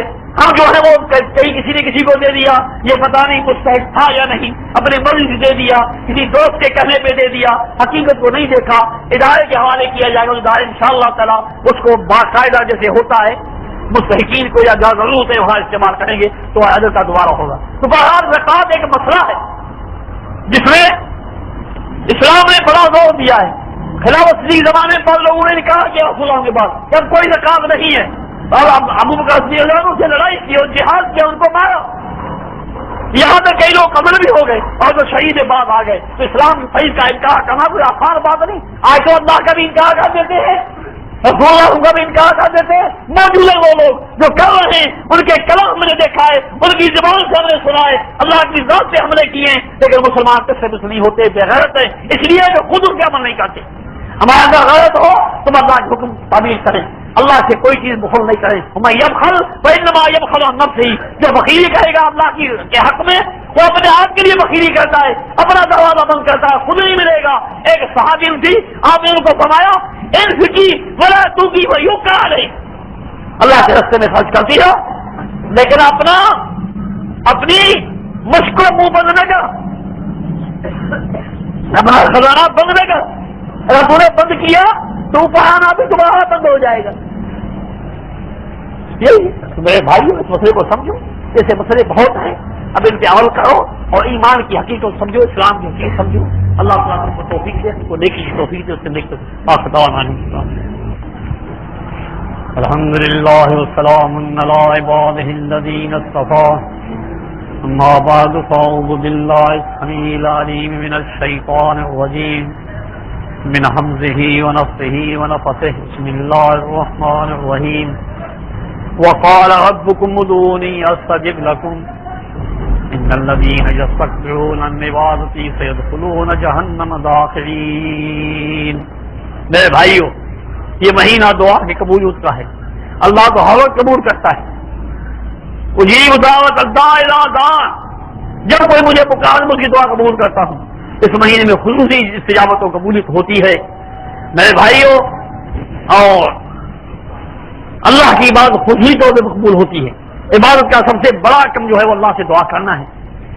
تو اللہ کی عبادت سے جو مغروری کرے گا، جو غرور کرے گا، جو آر سمجھے گا، اللہ اس کے لیے سخت عذاب ہے، ذلیل ہو کے جہنم میں جائے گا۔ اگر یہاں اللہ کے آگے ذلیل نہیں ہوتا ہے تو اللہ اس کو آخر میں ذلیل کرے گا۔ جو اللہ کے لیے ذلیل ہوگا اللہ اس کو آپ بڑھائے گا، اوپر کرے گا۔ مسلم کی حدیث میں ہے من تواضع للہ رفعہ اللہ، جو اللہ کے لیے اپنے آپ کو کمزور کرے گا، اپنے آپ کو نیچے کرے گا، ذلت اختیار کرے گا، یہ پیشانی رکھنا بڑی ذلت ہے۔ لیکن ہماری جو عادت بن چکی ہے ہر ایک کی پتھروں کے آگے پیشانی رکھنا، لیکن ان کے پیشانی رکھنا، اگر ہمیں اپنی عزت نہیں ہے، ورنہ انسان کی پیشانی بہت متبادل چیز ہے، کسی کے آگے جھکنا بہت بڑی ہماری ذلت ہے، یہ ذلت اللہ کے سامنے ہونی چاہیے۔ دوسرے کا ذلت سے ذلیل ہی رہے گا، ذلیل ہی ہوگا، لیکن اللہ کہتا ہے میں ایسا نہیں کرتا، جو میرے لیے ذلیل ہوگا میں اس کو عزت پاؤں۔ من تواضع للہ رفعہ اللہ، اللہ کے لیے جو عاجزی کرے گا ذلیل ہوگا اللہ اس کو بڑھائے گا، اوپر کرے گا۔ یہ اللہ کی عزت جو بات ہے، اس لیے اللہ کی عبادت کبھی نہیں، سارے بات عبادت کے تھے۔ ان عبادت میں سے حج کا معصول مساوی ہے۔ دیکھو یہ اللہ کی عبادت ہے، یہ ہمارا مرکز ہے، کیوں جمع ہوتے ہیں؟ یہاں ہمیں چند چیزیں ملتی ہیں۔ ہو سکتا ہے کئی لوگ حج پہ جانے والے بھی تم میں ہو، بڑے سن لیں، لیکن بڑے مسائل ہیں۔ سب سے پہلے ہم کو بات توحید کا سبق وہاں ملتا ہے کہ سجدہ کس کے لیے ہے، جھکنا کس کے لیے ہے؟ پوجنا کس کے لیے ہے؟ ایک اللہ کے لیے. ایک مرکز قائم کیا ہے جس پر سارے چاروں طرف پھرتے ہیں اور پیشان زمین پہ ناک رگڑتے ہیں، چاہے بادشاہ ملک کا ہو، چاہے لاکھوں کروڑوں کا مالک ہو، لیکن قیامت کا منظر سامنے آ جاتا ہے. کیا قیامت کا منظر؟ اللہ نے یہ بتایا سورۃ مریم میں، ان کل من فی السماوات والارض الا آتی الرحمن عبدا. قیامت میں میرے سامنے بادشاہ بھی بادشاہی کو بھی پہن کے نہیں آئے گا ساج، کوئی بزرگ وہ بزرگی پہن کے چالو نہیں آئے گا، کوئی زمیندار اپنی دولت ساتھ نہیں لے موقع چالا نہیں لے آئیں گے، بلکہ آسمان میں جو ہے سب میرے پاس بندے کی حیثیت سے آئیں گے. جہاں یہ نبیوں کا حال ہوگا، بخاری مسلم کی حدیث ہے، رب سلم رب سلم، کوئی بات نہیں کہے گا، نبیوں کے زبان پہ ہوگا یا اللہ تو بچانا، مولا تو بچانا، مولا تو پاٹ. تو وہ دن آنے والا ہے، وہ دن آنے والا ہے، اس کو کوئی نہیں جان سکتا. تو فرمایا اس کے لیے تیاری کرو اللہ کی عبادت سے. تو وہاں آپ کو یہ چیز نظر آئے گی قیامت کا منظر. کیوں؟ چاہے بادشاہ ہو، چاہے مجھ سے فقیر ہو، دو کپڑوں میں جو سیتے ہوئے نہیں ان میں آئے گا، سر کھلا ہوا ہے، پاؤں میں کچھ نہیں، ایسے موت آتا ہے جیسے ایک مسکین محتاج ہے. اللہ کے سب جا کے لبیک اللہم لبیک لا سے، یا اللہ ہم غلام تیرے پاس ہے، تیرا کوئی شریک نہیں. ان الملک والحمد والنعمت لک والملک، ساری نعمتیں تیرے ہاتھ میں ہے، ساری تعریفیں تیرے لیے ہیں، ساری بادشاہ تیرے لیے، لا شریک، تیرا کوئی شریک نہیں. اس وقت ظاہر قیامت کے ہم سب بندے ہیں، اللہ کا سوا کوئی مالک نہیں. یہ توحید کا سب سے نمونہ وہاں ظاہر ہوتا ہے. اگر انسان اس کے خیال سے جائے تو عقیدے کا سوال ہے کہ کیا کریں؟ جو ہے پجارے ان کو کیا خبر ہوگی؟ ایک ہمارا دوست سنا رہا تھا کہ وہ ہم پہ حج پہ گئے، جب مدینہ منورہ میں گئے تو وہاں سن رہے، جو وہاں سے روانہ ہوئے تو رسول کریم صلی اللہ علیہ وسلم کے روضے مطہر پہ گئے تو وہ کہنے لگا کہ یا رسول اللہ میں اب جاتا ہوں، اب تجھے روز کے حوالے کر جاتا ہوں. جن کا عقیدہ یہی ان کو کیا ہوگا؟ اللہ کیا مہربان ہوتا ہے، اللہ کی مہربانی کیا ہوتی؟ اللہ کی مہربانی ان کے لیے ہے جن کا کوئی دروازہ سارے دروازے ان کے لیے بند ہو گئے، ایک دروازہ اللہ کا کھلا ہوا ہے، وہاں آتا ہے یا اللہ میں تیرا ہوں تم میرا ہے، ان کی اللہ کی رحمت برستی، اللہ میں تجھے نہیں چھوڑوں گا. تو ایک بارش میرے پاس آئے گا میں اتنا زیادہ سے بڑھوں گا، تو چل کے آؤں گا، میں دوڑ کے تیرے پاس آؤں گا. کیا کہے؟ تو تنہائی میں یاد کرو گے، میں تجھے تنہائی میں یاد کروں گا. تو لوگوں میں بیٹھ کر مجھے یاد کرو گے، میں اپنی جماعت میں جو پورا جماعت سے بیٹھا ہے تو جماعت میں یاد کروں گا. ایسے اللہ کو بلاتی ہوں، شرم نہیں آتی؟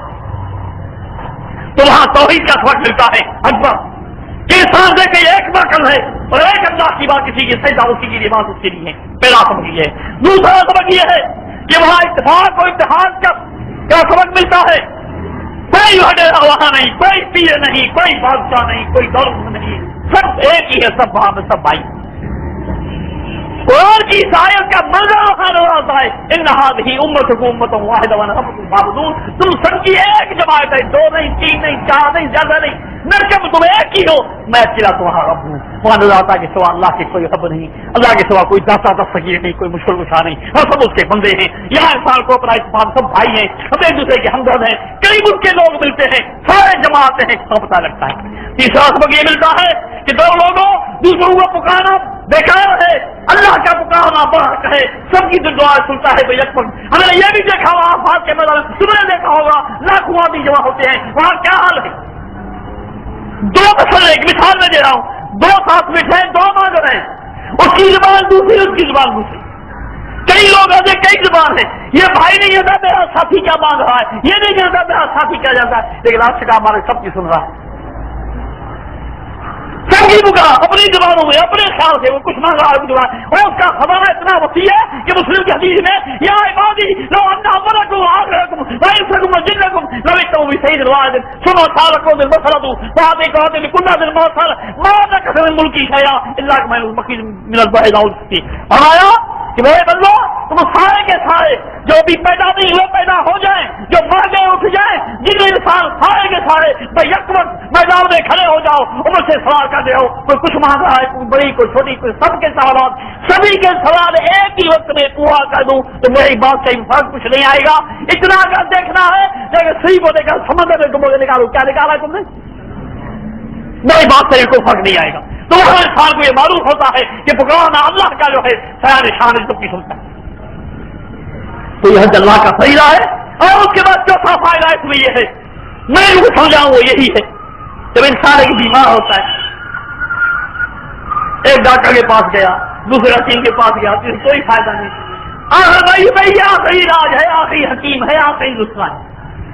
اگر اس سے فائدہ ہو گیا تو ہوگا، چلو اس کو دیکھوں شاید میری زندگی ہو، یہ آخری علاج ہے. میرے بھائیو ہمارے مفت کے لیے آخری جگہ ہے. ہم درجہ پہ دھکا کھا رہے ہیں، کہیں معافی ملنی نہیں. سوچ لو کسی جگہ ہمیں معافی نہیں ملنی، کیونکہ رسول اللہ سب کو حکم دیا اے میری صاحب اعلان کر دیجیے کہ مجھے اللہ کے سوا کوئی مالک نظر نہیں آتا، کوئی پناہ دینے والا نہیں ہے، اور مجھے کوئی درگاہ نظر نہیں آتی.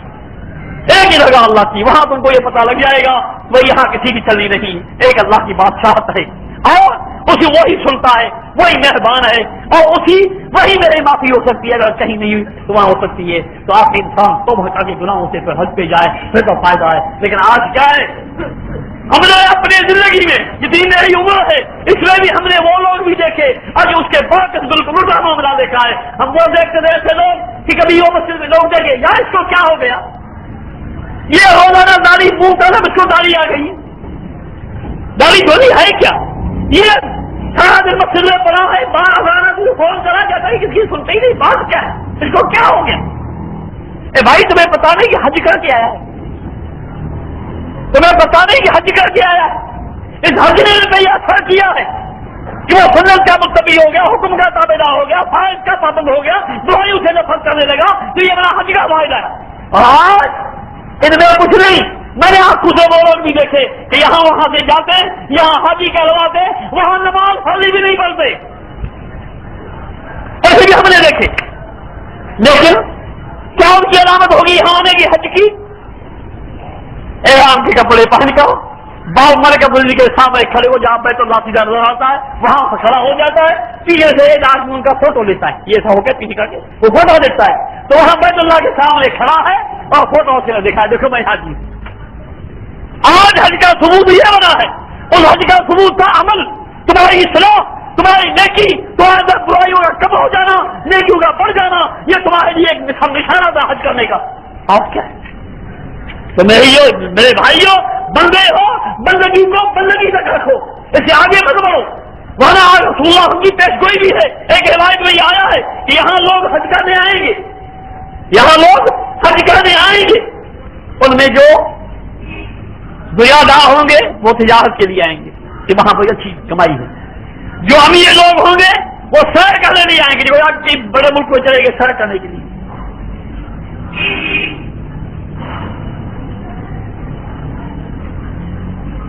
اور جو مسکین ہوں گے وہ آئیں گے بھیک مانگے، خیرات وہاں بہت ملتی ہے. آئیے آج یہی ورنہ یہ صاف ہونی چاہیے. ہم جا کے وہاں توبہ کرنی ہے، اللہ کو راضی کرنا ہے، اللہ کے کی ذات کے اپنے ایمان کو مضبوط کرنا ہے. تم کیا کہتے ہو؟ ایک انگریز کہتا ہے، اپنے دورے کا واقعہ لکھتا ہے، وہ مسلمان کا واقعہ گیا وہاں چلتا ہے، کیا کہا میں نے بہت چیزیں دیکھی، مجھے کوئی اثر نہیں، لیکن ایک بات مجھے سمجھ میں نہیں آئی، وہ ایک بیت اللہ کا جو گھر جس کو کعبہ مسلمان کہتے ہیں اس میں بڑی کثرت ہے، اتنی کثرت کی حد نہیں. کسی جو دو چیزیں، یا تو وہ خوبصورت ایسی چیز ہو جس کو انسان دیکھنا چاہے، یا پھر وہ عقیدت ہو اس سے. یہاں دونوں باتیں نہیں. کیا ہوئے کہ عام عمارت بڑی کوئی خوبصورت تو نہیں.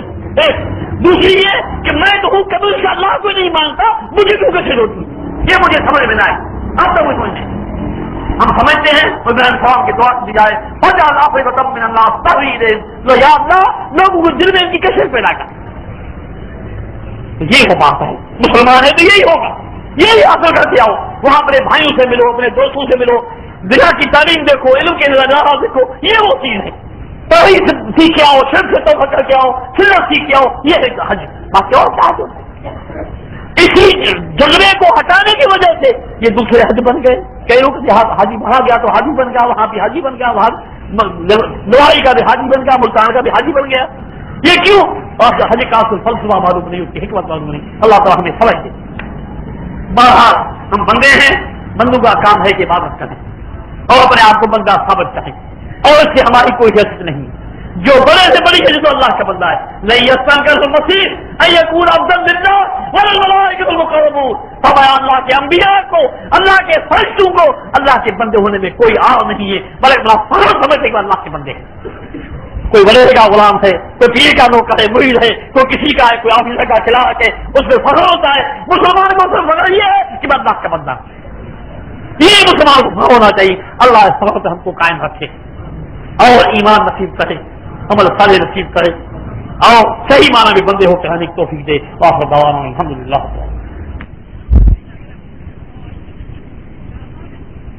ومن سيئات أعمالنا من يهده الله فلا مضل له ومن يضلل فلا هادي له، أشهد أن لا إله إلا الله وحده لا شريك له، وأشهد أن محمدا عبده ورسوله۔ اللهم صل على محمد وعلى آل محمد كما صليت على إبراهيم وعلى آل إبراهيم إنك حميد مجيد۔ اللهم بارك على محمد وعلى آل محمد كما باركت على إبراهيم وعلى آل إبراهيم إنك حميد مجيد۔ أما بعد، أعوذ بالله السميع العليم من الشيطان الرجيم من همزه ونفخه ونفثه، بسم الله الرحمن الرحيم۔ وَإِذْ تَأَذَّنَ رَبُّكُمْ لَئِنْ شَكَرْتُمْ لَأَزِيدَنَّكُمْ وَلَئِنْ كَفَرْتُمْ إِنَّ عَذَابِي لَشَدِيدٌ۔ محترم بھائیو،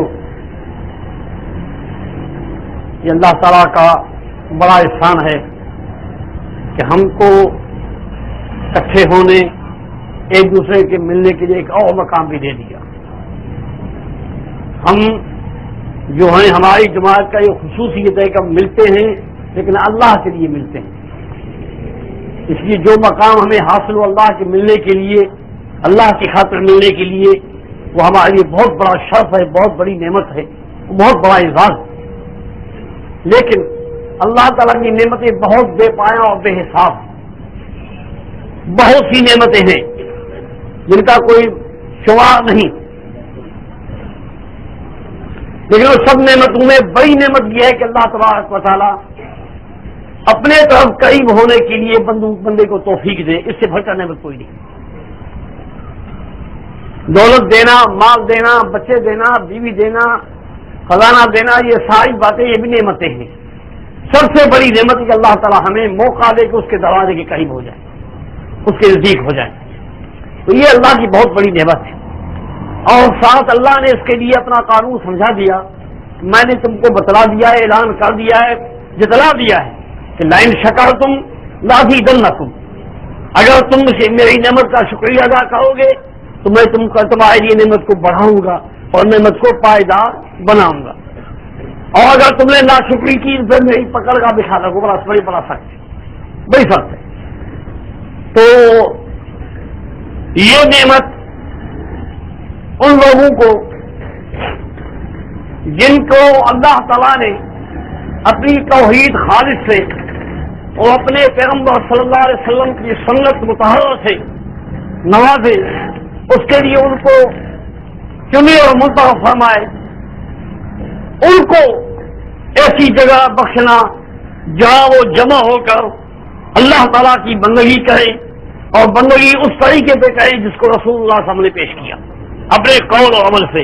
یہ بہت بڑی نعمت ہے، اس کا شکریہ ہم پر لازم ہے۔ اس کا شکریہ کیا ہوتا ہے؟ اس کا شکریہ یہ ہوئے کہ جس طرح آج ہم جس شوق سے یہاں پہنچے ہیں، جس تمنا سے یہاں پہنچے ہیں، جس محبت اور کشش سے ہم میں پہنچے ہیں، یہ کشش ہمیشہ موجود ہو ہمارے اندر، ہمیشہ اس طرح جمع ہو یہاں۔ تو یہ ہے درس و شکریہ ادا کرنے کا طریقہ اللہ کی نعمت کا، اور اگر ہم نے شکریہ کو ادا کیا تو اللہ تعالیٰ بھی نعمت کو بڑھائے گا اور پائیدار کرے گا۔ اب بڑھانے کا مقصد بھی سمجھ لینا چاہیے، ایک تو مسجد کو آباد کرنا، اس میں تم کو توفیق دے گا، تمہیں عبادت کی مزید توفیق دے گا، تمہارے پر اپنی رحمت نازل کرے گا، تمہیں مغفرت بخشے گا، یہ سب ان کی مہربانی ہے۔ اس لیے اس نعمت کو دیکھ کر ہم لاپرواہ نہ ہوں، بلکہ ہم اللہ تبارک و تعالیٰ کا شکریہ ادا کریں اور اس میں پوری کوشش کریں کہ اللہ کا گھر آباد، ہم غفلت نہ کریں، ہم اس معاملے میں سستی نہ کریں، ورنہ یاد رکھو گا یہ ہم نے کر دیا تو پھر اللہ تعالیٰ ناراض ہوگا۔ وہیں بدل نعمت اللہ من بعد ما جاءت فإن اللہ شدید العقاب، اللہ تعالیٰ کی نعمت مل جائے پھر بھی انسان اس کو بدل دیتا ہے تو اللہ سخت عذاب ہے، شدید العقاب، اس کا سخت عذاب ہے، جلد پکڑ ہوتی ہے۔ لہذا کوشش ہمیں تمہاری ہونی یہی چاہیے کہ ہم آ کے اس گھر میں اللہ کو یاد کریں، اللہ تعالیٰ نے ہم کو دے دیا ہے، اس میں بڑی حکمتیں ہیں۔ یہ انشاءاللہ تعالیٰ دین کے دعوت کا ایک مرکز بنے گا، توحید و سنت کے اشاعت کے لیے ایک مرکز بنے گا، اور یہ فائدہ بھی ہوگا کہ یہ محلہ اس سے بچا ہوا تھا کہ یہاں کوئی آواز دین کی نہ پہنچے، توحید کی نہ پہنچ سکے، لیکن الحمدللہ اللہ نے راستہ ہم پہنچا دیا، ہم یہاں بھی توحید اور سنت کی آواز پہنچا سکتے ہیں، اور ہمارے طریقہ کو دیکھ کر، ہمارے عمل اور اخلاق کو دیکھ کر، ہماری دعوت کو سن کر اگر ہم صحیح طور پہ ادا کریں گے تو جن لوگوں کے ذہن میں ہمارے خلاف ہوائیں بھری گئی وہ خود ہو نکل جائیں گے، وہ تم کو پہچان لیں گے، تم کو جان لیں گے۔ جن لوگوں نے تمہارے خلاف نفرتیں پھیلائی ہیں ان کا بھانڈا کھل جائے گا اور دنیا سمجھ جائے گی کہ یہ یہاں کوئی ان کا مقصد نہیں، یہ اللہ تعالیٰ کے عبادت و بندگی کے شائقین ہیں، رسول اللہ صلی اللہ علیہ وسلم کے سنت کے احیاء کو چاہتے ہیں۔ یہ ایسا مقصد ہے جس کا کوئی مسلمان انکار نہیں کر سکتا، صرف ایک غلط رنگ پیش کیا گیا ہے۔ انشاءاللہ ہمارا ہمیں یقین ہے، امید ہے ہم کو کہ ہماری اس تاریخ سے انشاءاللہ یہاں یہ چیز ختم ہو جائے گی اور لوگوں کے دلوں میں اللہ تعالیٰ کی محبت، اللہ کے توحید کی محبت، اللہ کے رسول صلی اللہ علیہ وسلم کی محبت اور اس کے سنت کے ساتھ محبت یہ ہو جائے گی۔ کیوں کہ رسول اللہ صلی اللہ علیہ وسلم کی محبت ہمارے ایمان کا جزو ہے، ہمارے ہاں ایمان مرکب ہے، اس کے اجزاء ہیں، ان کی رہنے کی صرف کلمے کا نام ایمان ہے، اس کے کوئی اجزاء نہیں، بسیط ہے، مرکب نہیں ہے، اعمال اس میں داخلے میں اس کے قائل نہیں ہے۔ ہم اعمال کو ایمان کے اجزاء سمجھتے ہیں اور اجزاء میں ایک جزء یہ بھی کہ رسول اللہ صلی اللہ علیہ وسلم کی محبت ہے۔ امام بخاری رحمۃ اللہ نے اس کی صحیح جو ہمارے نزدیک سب سے پہلی کتاب ہے قرآن کریم کے بعد، اس میں انہوں نے باقاعدہ باب رکھا ہے، کتاب الایمان میں ایمان کی اجزاء کو ایک ایک باب میں الگ پیش کیا ہے۔ ایک باب اس میں یہ بھی رکھا ہے باب حب النبی صلی اللہ علیہ وسلم ایمان، ایمان کے اجزاء میں ایک جزء یہ بھی ہے کہ رسول اللہ صلی اللہ علیہ وسلم کی محبت ہو۔ تو حدیث کے ساتھ لائی جسے استدلال کیا ہے وہ کیا ہے کہ لا یؤمن احدکم حتی اکون احب الیہ من ولدہ والناس اجمعین، فرمایا تم کبھی کوئی مسلمان نہیں ہو سکتا جب تم کو میں اپنے ماں باپ، اولاد اور دنیا، مال اور سائر سے زیادہ محبوب ہوں، پھر تمہارا ایمان رہے گا۔ تو یہ ہے ایمان کی نشانی، اور ظاہر ہے کہ ہم محبت مصنوعی کے قائل نہیں، ہم محبت سطحی کے قائل نہیں، ہم اصلی محبت کے قائل ہیں۔ محبوب کا ہر فعل محبوب ہوتا ہے، محبوب کی ہر ادا محبوب ہوتی ہے، محبوب کی ہر بات جو ہے وہ قابل قبول ہوتی ہے۔ یہ نہیں ہو سکتا جس کو اللہ کا رسول بھی مان لے صلی اللہ علیہ وسلم اور اس کے ساتھ محبت کا بھی دعویٰ کریں اور پھر اس کی سنت کے ساتھ بغض اور نفرت کریں، یہ نہیں ہو سکتا ہے۔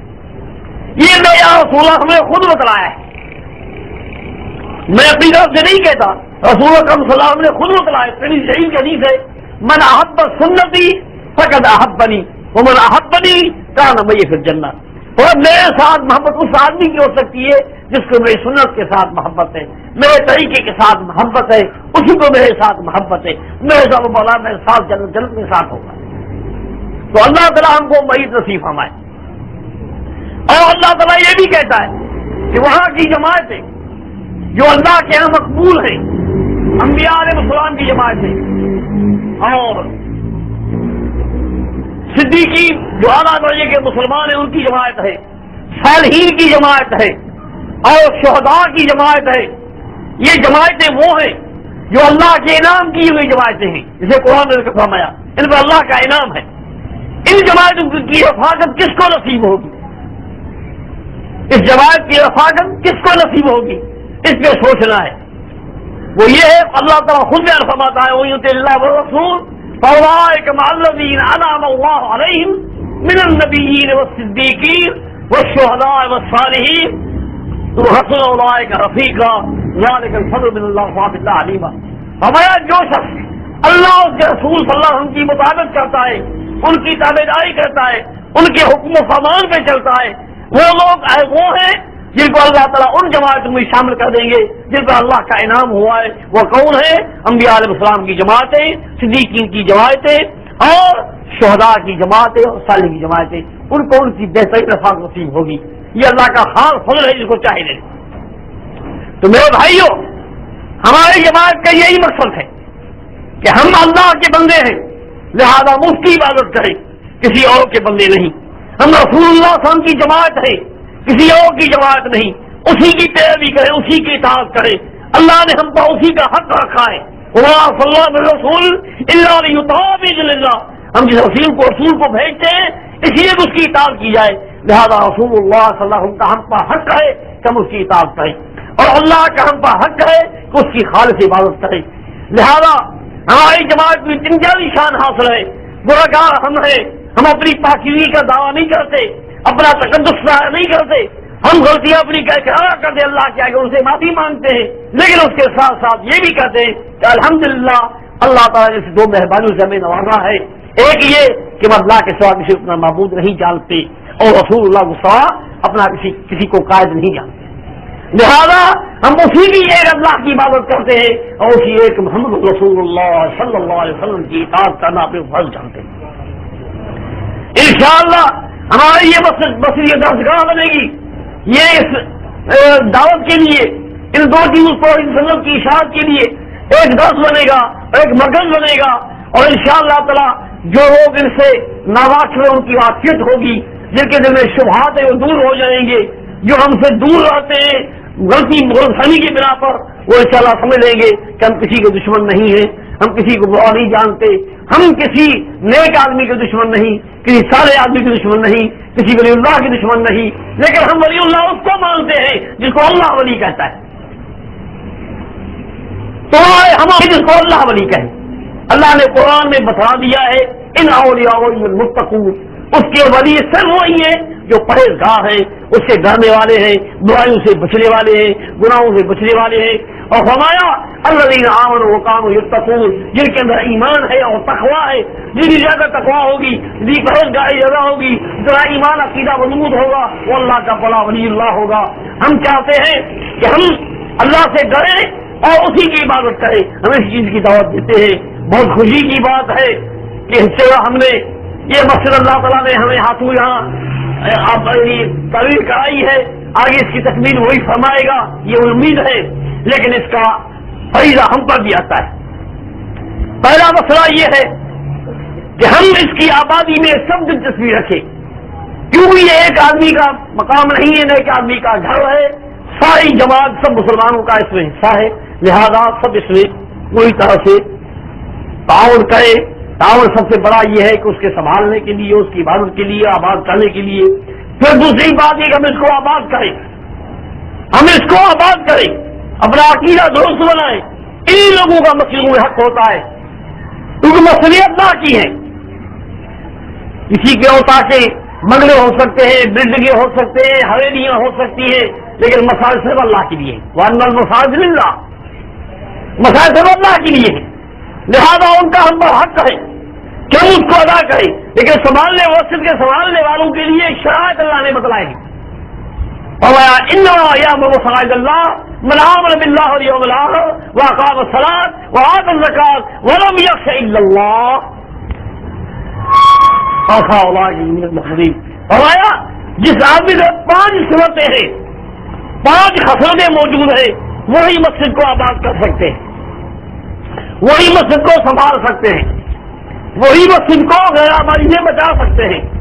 ایک تو ان کا اللہ پر پورا ایمان ہو، اللہ پر پوری توکل ہو، اللہ پر پورا بھروسہ ہو، اسی کا خوف ہو، اسی کی امید ہو، یہ سب سے پہلا مسئلہ ہے۔ دوسری بات قیامت کو آخر تک پورا ان کا ایمان ہو، لہذا اس کے لیے کوشش کرے، گناہوں سے بچنا، حرام کاری سے بچنا، حرام کی کمائی سے بچنا، اور نیکی کے قدم بڑھانا، اللہ کے فرائض کی پابندی کرنا، ان کے حدود کی حفاظت کرنا، یہ ہے کیا؟ یہ ہے جو بالآخر کر دیا۔ 2 باتیں۔ تیسری بات وَأَقَامَ الصَّلَاةَ، نماز کا پابند ہو، وہ آدمی اس کی حفاظت کر سکتا ہے۔ جو نماز پڑھتا نہیں، وہ کیسے کیا واسطہ ہے مسجد سے؟ ہو اس کا اس سے کوئی واسطہ نہیں۔ مسجد سے واسطہ اس سے ہوتا ہے جو نماز پڑھتا ہو، یہی نماز سے آباد کر سکتے ہیں۔ اور نماز کی بجائے مسجد آباد نہیں ہوگی، صرف دعوت کی مسجد آباد نہیں ہوتی ہے۔ سمجھو، دعوتیں کر دی ہو یا کھانا کھلا لیا، اگلے کھلا لیے، اس کی مسجد آباد نہیں ہوتی ہے۔ مسجد آباد ہوتی ہے اللہ کی عبادت سے، نماز سے، اللہ کی بندگی کی مسجد ہو سکتی ہے۔ کیونکہ تیسری اللہ نے یہ بتلائی، چوتھی وہاں پر زکات دے رہی، اس کے اندر قربانی کا مادہ ہو، مالی قربانی ہو، خاص جانی قربانی ہو، قربانی کا مادہ اس میں موجود ہو۔ اور بخیل آدمی اللہ کا کو نہیں سنبھال سکتا، لہٰذا پہلے ہم کو اللہ کے راہ میں قربانیاں اور ہر قسم کی قربانی کرنی چاہیے، مالی ہو یا جانی ہو، یہ میرے ہاتھ سے کرنی چاہیے۔ یہی لوگ جو ہے وہی مسلمان کر سکتے ہیں، اور جو آدمی بالکل اس سے دور ہے وہ کیا کر سکتا ہے؟ تو 4 کھلے 5 کھلے بتائی وہ سب سے اونچی چوٹی حفاظت ہے، بنیادی حفاظت ہے، اس تو سب کا اساس ہے۔ فرمایا وَلَمْ يَخْشَ إِلَّا اللَّهُ، جس کو اللہ کے سوا کسی کا ڈر نہیں ہوتا ہے، ایک اللہ سے ڈرنے والا، مسجد کو سنبھالنے والا، مسجد کو آباد کرنے والا، ان کی سب سے بڑی صفت یہی ہے کہ وہ ایک اللہ سے ڈرتے ہیں۔ کیوں کہ مسجد جو ہے دعوت تبلیغ ہے، تبلیغ کا گھر ہے، آواز اٹھانے کا گھر ہے، دعوت دینے کا گھر ہے۔ وہ آدمی اگر اللہ سے نہیں جاتا اور کسی اور نہیں جاتا تو وہ نہیں کر سکتا، کیونکہ اللہ تعالیٰ نے بندگی کی صفت بیان کی ہے، تبلیغ کرنے والوں کے اللہ نے صفت یہ بیان کی ہے، اگر یہ بندگی رسالۃ اللہ یخشونہ ولا یخشون احدا الا اللہ، جو دین پہنچانے والے ہیں، جو تبلیغ کرنے والے ہیں، ان کی ہوئی کو اللہ سے ڈرتے ہیں اور اللہ کے ساتھ اس لیے ڈرتے نہیں، یخشونہ اللہ سے ڈرتے ہیں، ولا یخشون احدا الا اللہ، کسی اور سے نہیں ڈرتے۔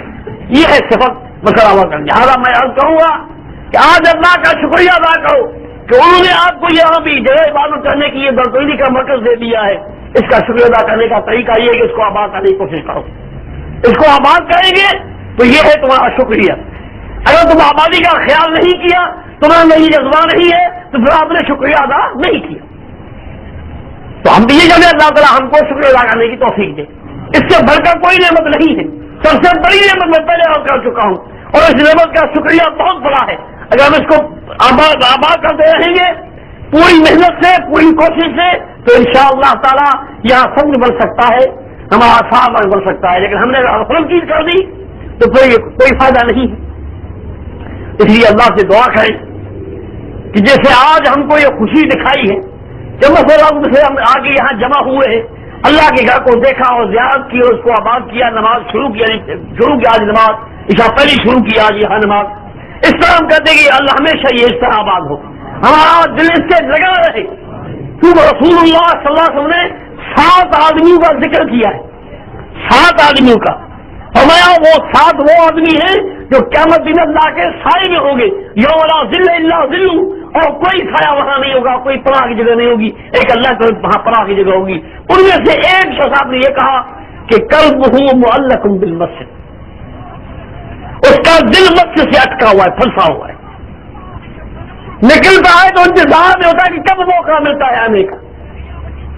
آخر صاحب ضروریات زندگی کی ہے، تجارتیں ہیں، معاملات ہیں، ساری باتیں ہیں، نکلنا پڑتا ہے، نماز پہ ہی نکلنا ہے۔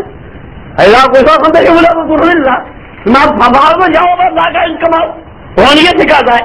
ساتھ اللہ یہ بھی کہتا ہے کہ وہ لوگ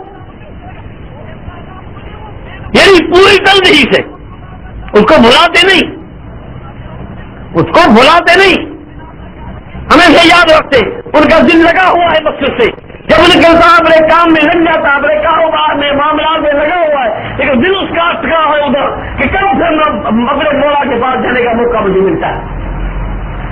اس سے بڑھ کر ہماری صفائی اور نیکی کا کوئی طریقہ نہیں، گناہوں کے علاج کا اس کے لیے کوئی طریقہ نہیں۔ قرآن اس لیے کہتا ہے ان صلاۃ تنہی عن الفحشاء والمنکر، برائی اور بہتری سے روکتی، کیسے روکتی؟ اس سے روکتی ہے۔ جب دل میں سے لگا ہوگا تو ہمیں مسجد خود جو اللہ کی عبادت ہے اس برائی سے روکے گی۔ تو اللہ سے دعا کروں کہ اللہ تعالیٰ ہمیں اس کے حالوں کی توفیق دے، اور یہ جو ہم پر مہربانی کی ہے، یہ جو ہم پر انعام کیا ہے، اس کے شکر ادا کرنے کی توفیق دے۔ جب الفاظ کے ساتھ میں نے آپ کے سامنے اس مسجد کا افتتاح کر دیا. اللہ تعالیٰ اس کو آباد کرے گا. سب اوقات کے لیے سب لوگوں کا حق کا جو مرنے والے ہیں ان کی جو پہلا حق ہے. اس کے علاوہ ہم جیسے جو یہاں گزارنے والے ہیں نماز کا ٹائم مسجد کا خیال رکھنا چاہیے. ہم آباد کریں مسجد کو, ہم سب کو اپنا حق سمجھیے. کہیں کے بھی ہو کوئی یہاں پہنچ گیا نماز کا ٹائم تو خیال کرے مسجد کو آباد کیا جائے. یہ حقیقت ہے. اللہ تعالیٰ ہم سب کو یہ توفیق دے اور ہم پر راضی ہو, ہمارے غلطیوں خطاؤں پر اللہ نہ کرے, معاف کر دے اور ہم ضرور فرمائے ہمیں عبادت اور نیکی کی توفیق دے. انشاءاللہ جلدی تیار ہو جائے گی اور سب لوگ جو کہ یہاں خوش ہوں گے, اللہ کی عبادت ہوگی. وآخر دعوانا الحمدللہ رب العالمین.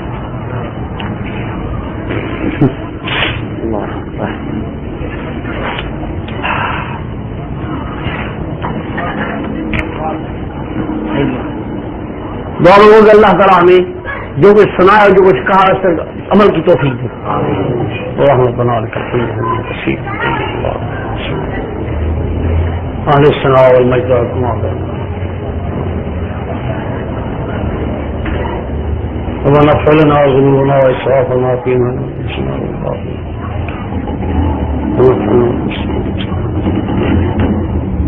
اللهم اني بالخير والخيرات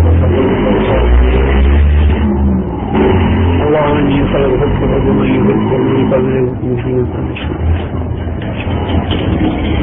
واني مخلص بما تقبل الله وذلك ما سواك اللهم اني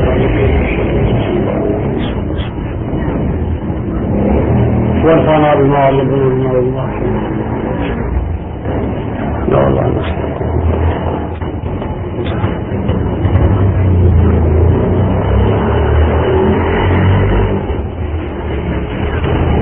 الرحمن